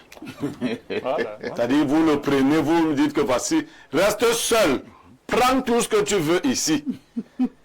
Il va sortir de là. Élan. Oh là là. C'est ce que ça signifie. Non, Malox, ça veut dire Malox, quand il a amené, on l'a convoqué au CED parce qu'il a dit que Sifa est Depso. Il a dit là-bas que Depso veut dire comédien. Donc toi aussi, pour que le sien, Élan veut dire les mains. Voilà. Donc il y a des gens, où que vous le placiez, il va échouer. Maintenant, il y a des gens qui ont réussi à leur propre niveau. Parce qu'il ne faut pas... Si quelqu'un conduisait la moto ici, en Kouabang, il allait jusqu'à Emombo 2e. Maintenant, il se retrouve en train de voyager, comme lui, Paul. Il part ici, les amis l'accueillent là-bas, on lui dit l'enfer qui est au Cameroun. Lui aussi, il a déjà réussi. Puisque au Cameroun, il n'avait même pas où dormir, il comptait sur le grand pleuveur là. Maintenant... Ceux qui ne peuvent pas réussir ici se donnent une chance de réussir là-bas, les opportunités étant plus grandes là-bas qu'ici. Sans oublier que j'ai dit qu'il y a des gens, même si on met, c'est-à-dire vous enlevez le gardien au but, vous mettez la balle, vous lui dites tirer. Vous avez déjà vu le pénalty comme ça, non? Il tire hors des bouts. Donc il y en a qui ne vont jamais réussir. Si la réussite, parce que c'est le sous-entendu de votre propos, elle est matérielle. Les Blancs se sont organisés pour que leur monnaie, par exemple, ait une plus grande valeur que la nôtre. Tu travailles ici comme infirmière, on te donne 70 000. Quand tu pars travailler au Canada, le montant devient peut-être une valeur de 3 millions de francs CFA. Sauf que le Canadien s'assure que tu laisses la plupart de cet argent au Canada. Tu peux donc avoir passé tes 30 ans à être à l'aise au Canada. Nous, on attend ta réussite où? Au Cameroun. Quand tu vas revenir. Donc, je dis à tous mes frères qui sont en Europe là-bas, même si tu manges le caviar. Mais il ne reviendra pas. Non, mais sinon, on ne saura donc pas qu'il a réussi. On ne saura pas qu'il réussit pas par rapport à vous. On réussit d'abord ça. Non, nous, on attend. On ne réussit pas par rapport aux autres. Pour le projet de réussite, c'est que comme il faut toujours retourner dans Omboa. Vous êtes d'accord? Il faut donc venir nous montrer ce que tu es allé apprendre là-bas, ce que tu as acquis là-bas. Si tu reviens avec 2000 €, c'est pour 2 semaines. Dès que ça finit, tu commences à chercher où habiter, tu as échoué. Il faut que nos pays comprennent que le paradis, que ceux qui voyagent comprennent. C'est papa qui disait ça. Que le pain d'asile est toujours amer. Il n'y a pas grand-chose qu'on ramène souvent là-bas si on n'est pas très vigilant. Allons au 229, hein, c'est un téléspectateur du Bénin. Qu'est-ce qu'il dit? Bonjour, parfait. Et ton panel, un adage africain dit, un jeune qui a parcouru 100 villages est plus sage qu'un vieux de 100 ans. Oui, parfait. Le fait de faire d'autres rencontres vous donne plus les possibilités de réussite. Moi, je suis au Bénin et ce que je vois simplement sur le plan de l'alternance au pouvoir au Bénin, j'ai beaucoup appris qu'un frère au pays de ma génération qui n'a que connu un seul président depuis 40 ans. Un autre exemple, le Cameroun est encore en train d'apprendre à enlever les poubelles, alors qu'au Bénin, ça fait plus de 15 ans que ce problème a été résolu par les différents présidents qui ont dirigé le Bénin. Moi, je suis épanoui au Bénin et j'estime que j'ai réussi ma vie. C'est Ayinda depuis le Bénin. Merci, monsieur Ayinda. Prenons un autre message, hein. Il s'agit du plus 7, c'est donc un téléspectateur de la Russie. Qu'est-ce qu'il dit? Alors, bonjour à toi, le Samuel Étoile d'Or de la communication. Les gens vont à l'étranger pour la simple raison qu'en Europe, on te paye après un travail rendu. Les gens vont à l'étranger pour avoir plus de chance. Tout comme... oh là là, qu'est-ce qu'il dit là? C'est mal écrit, hein, mon ami de la Russie. Et nous sautons. On prend un autre message. Bonjour à tous. La question est simple. Non, le Cameroun est un paradis dont on réussit facilement. Ici, juste mettre sur pied une bonne gestion. Je vous informe que la réussite n'est pas seulement matérielle. Donc, soyons intelligents, appliquons la loi. Des Chinois partir et revenir... D'accord. Oui, la réussite n'est pas que matérielle, mais moi j'ai posé une question. Ce matin, elle est matérielle. Si un monsieur... Non, laissons même ce matin Blériot. Si un monsieur a fait 25 ans en France et il est revenu au Cameroun, il va encore squatter dans la maison de son petit frère. Qui va d'abord l'accueillir? Est-ce qu'on va dire que ce monsieur a réussi? Parce que vous nous dites que la réussite n'est pas que matérielle. C'est même pas... Si ce monsieur a au moins travaillé en France, d'accord, c'est le pays. C'est pas possible. Je voudrais dire que par contre, n'est-ce pas? Moi, je connais plein de pays, n'est-ce pas? Offre beaucoup d'opportunités de d'accord. Moi, je connais plein de c'est déjà une réussite. Attendez, d'abord le docteur Olemin. Partir de son pays, n'est-ce pas, pour un autre pays, offre beaucoup d'opportunités de réussite. C'est déjà une réussite. Non. Beaucoup d'opportunités de réussite. Les opportunités, vous les transformer. C'est déjà une réussite. Les opportunités, il faut les transformer. Et quand donc tu es quelqu'un, n'est-ce pas, qui est parti, qui sait chercher, oui, qui sait ce que tu allais faire à l'étranger, tu vas également, n'est-ce pas, réussir parce que tu auras ces opportunités-là, plus que tu n'en avais, n'est-ce pas, et pouvoir en avoir, n'est-ce pas, dans ton propre pays, et tu vas réussir et revenir, ou même demeurer là-bas. Et en plus de ça, quand on a réussi à l'étranger, n'est-ce pas, on ne peut jamais rester à l'étranger avec sa réussite. Moi, je vous prends un exemple. Je vous prends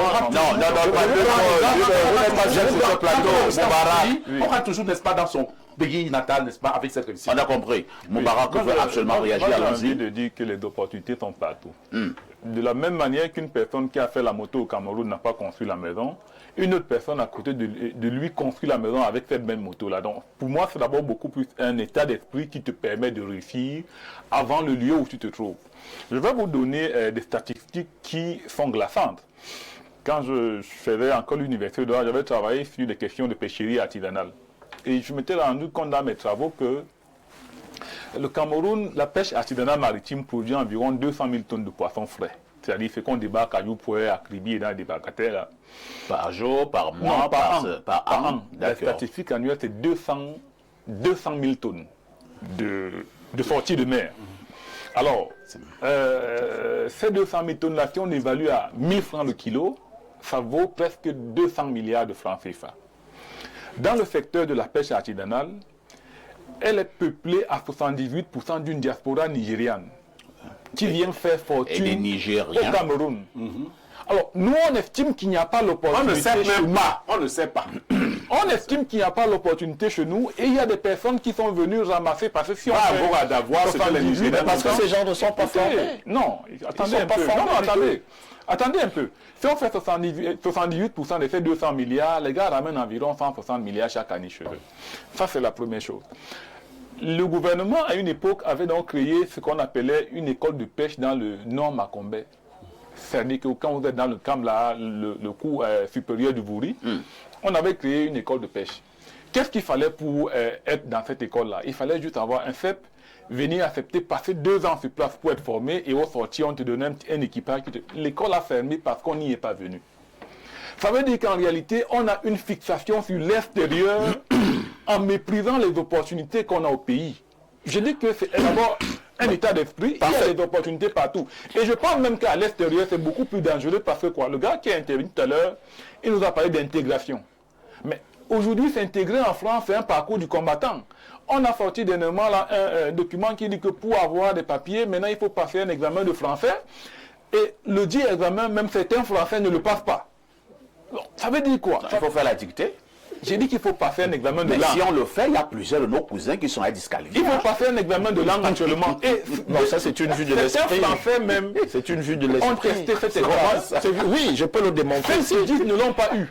Des Français moi, je vous donne un exemple. Vous prenez donc un Camerounais qui est né en Gelmenduka ou à Fouban, qui a un maximum concept qu'il a eu dans des conditions alambiquées et il va se retrouver là-bas. On te dit que pour avoir ses papiers, maintenant il faut commencer par faire la dictée. Ton test de langue, faire la dictée. Voilà, moi je vous ai parlé d'un contraire. Voilà un qui est d'accord. Vous prenez une infirmière au Cameroun qui gagne peut-être 250 000 ou 300 000. Non, une infirmière au Cameroun. Tu as déconnecté. Tu parlais donner des chiffres. Tu peux créer des problèmes dans les foyers. Tu peux créer des problèmes dans les foyers des gens. Qui gagne 100 000 au Cameroun. Vous comprenez? Elle a des compétences, elle a été formée dans une école compétente. Vous prenez la même infirmière en France, camerounaise. Elle tourne autour de 3 000 euros. Non, une infirmière ne peut pas gagner 3 000 euros. Oui, je vous dis, en France, une infirmière tourne autour de 3 000 euros. Je vais aller donc plus loin, d'accord? À la fin de la vie de cette infirmière-là, quand elle va en retraite, qu'elle est conçue au Cameroun ou qu'elle n'est pas conçue au Cameroun, si elle revient au Cameroun, d'accord, elle ne peut jamais être au niveau de l'infirmière qui est au Cameroun, puisqu'elle aura au minimum entre 1000 et 1400 euros de retraite. Si vous avez 1400 euros de retraite au Cameroun, vous pouvez louer une maison jusqu'à la fin de votre vie. Vous n'avez pas besoin de construire, c'est une réussite. Donc c'est pour vous démontrer que les opportunités ne sont pas les mêmes. D'accord? Le docteur parle de revenir. Pour que la diaspora revienne, d'accord, il faut une politique publique qui encourage la diaspora à revenir. Très bien. Vous n'avez même pas un ministre pour les étrangers. Pour les étrangers, c'est très curieux. C'est compris, Lupol. Monsieur Aïssi, l'argumentation du docteur Oleme me semble très pertinente pour qu'une... Qu'est-ce qu'elle dit? Qu'est-ce qu'elle dit là? Pour aller à l'étranger puisse être... Pour que aller à l'étranger puisse être synonyme de réussite, le projet doit être bien nourri et la rigueur et l'organisation doivent y être de mise sur place. Par ailleurs, il ne faut pas exclure que des conditions qui ne dépendent peut-être pas de soi doivent aussi être réunies. Autant un Ganou ou un Eto parti de rien, on peut accéder à la réussite, autant une Marie couche-toi là ou un scammer qui, de retour au pays, n'ont participé à l'amélioration des conditions de vie d'aucun de leurs proches s'avéreront n'avoir pas réussi. Ce ne sont pas les farotages ni les soirées bien arrosées qui déterminent la réussite. On sait que beaucoup de nos compatriotes organisent financièrement leur voyage vers le pays. Autre préoccupation ce matin, on part aux 213 ans. C'est un téléspectateur de l'Algérie, parfait à ici, disons, disons-nous les vérités, aller en Europe, c'est déjà un grand pas vers la réussite. Et c'est réussir à 90% sa vie, qu'on ne vous trompe pas. Sur 100 Camerounais qui vivent en Europe, 80 ou 90 sont épanouis et les autres 10% qui ne le sont pas sont ceux-là qui sont paresseux. Le problème, c'est qu'on se focalise plus sur les 10% qui ont échoué. Et comme un adage le dit, 10% des arbres qui tombent dans une forêt font plus de bruit que les 90% des arbres qui poussent. Croyez-moi, c'est mieux d'être fou en Europe que d'être normal dans un pays comme le Cameroun. Oh là là. C'est faux. Est-ce que c'est vrai, docteur? Non, c'est faux. C'est archi faux. Parce que beaucoup qui vivent en Europe, c'est faux. Ils n'imaginent même pas. Ils arrivent dans... Parce que je sais pas. Non, non. Vous arrivez dans la structure du docteur Olémé. Vous vivez en Europe. Vous allez penser que c'est mieux d'être fou en Europe plutôt que d'être... Et d'ailleurs, même que ce que moi j'ai laissé, ils pensent toujours que moi j'ai toujours laissé pas à l'extérieur. Voilà. Et vivant au Cameroun. Bien sûr.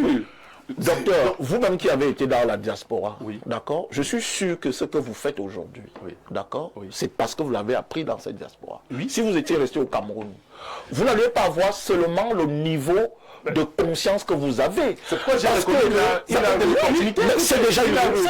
Il a atteint un objectif particulier. Parce que je vous prends un exemple.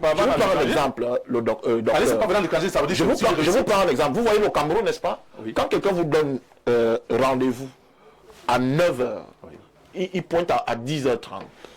D'accord? La première des choses, quand un Africain arrive en Europe, il apprend la notion du temps. Parce que quand vous arrivez à la gare, le train ne vous attend pas. Le train, quand il arrive, il est parti tout de suite. C'est déjà une notion de juste. Quand vous revenez ici, vous pouvez inculquer ça. Ça, c'est la première chose. La deuxième des choses. Ceux qui reviennent font ça. Monsieur Olémé, prenez par exemple les opportunités que l'Europe offre aux enfants. En Europe, il n'y a pas que l'école, comme on voit ici. En Europe, on est obligé d'inscrire un enfant dans une activité physique et sportive.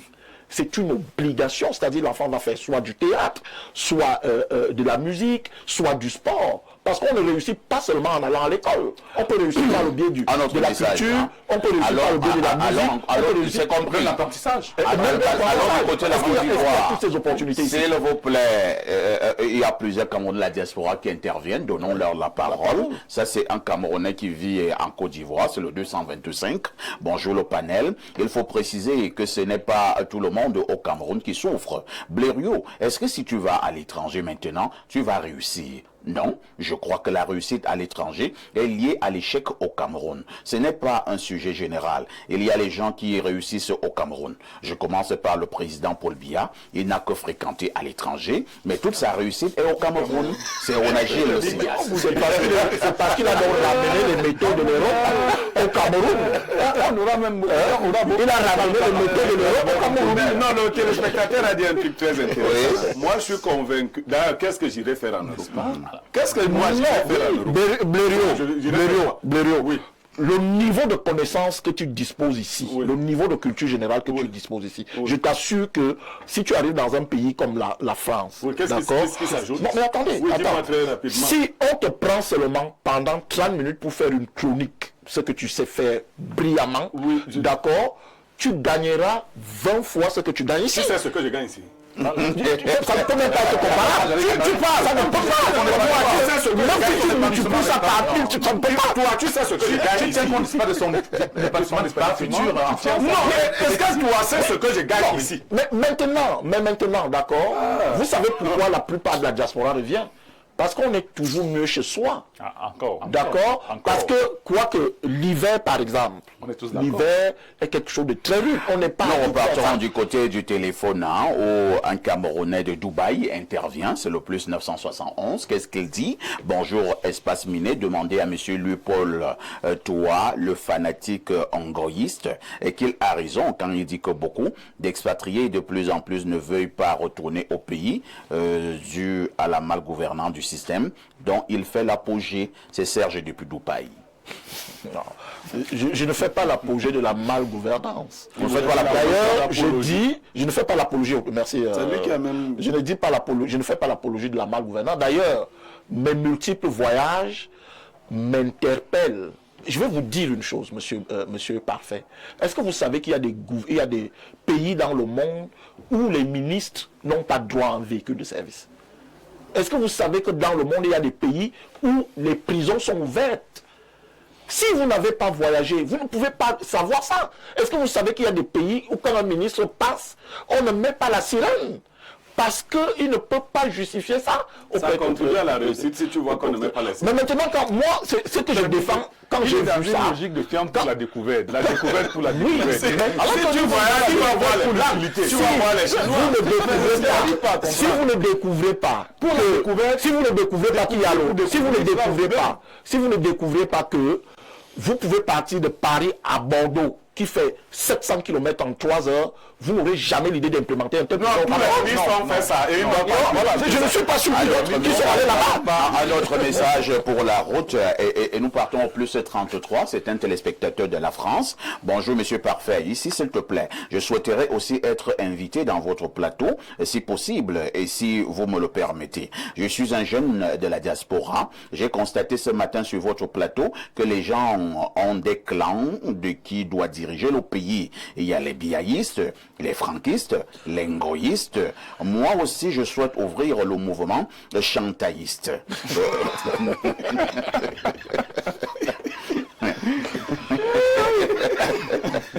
Je souhaite que Chantal Biya prenne la tête de ce pays. Je pense que la femme peut changer ce pays, comme une femme est présidente en Tanzanie. Merci. C'est Armani Lobassa Choco du centre de la France en ce moment à Yaoundé. Merci bien. Merci. Son opinion. C'est avec ce message à forte connotation de mouvement chantaïste que nous allons mettre un terme à ce programme. Merci à Dr Lemay qui a passé plusieurs années du côté de la Chine. Merci également à Moubarak, lui qui reste encore au Cameroun et il ne souffre pas beaucoup. Ça a été un plaisir. Merci à lui, Paul Toua, et qui de temps en temps va du côté de l'Europe et parcourt plusieurs pays de ce côté. Merci à Pierre Bleureux qui reste mon consultant. Lui et moi, nous sommes au pays. La rediffusion de ce programme, c'est tous les soirs, à partir de 22h30. Une question avec tout ceci.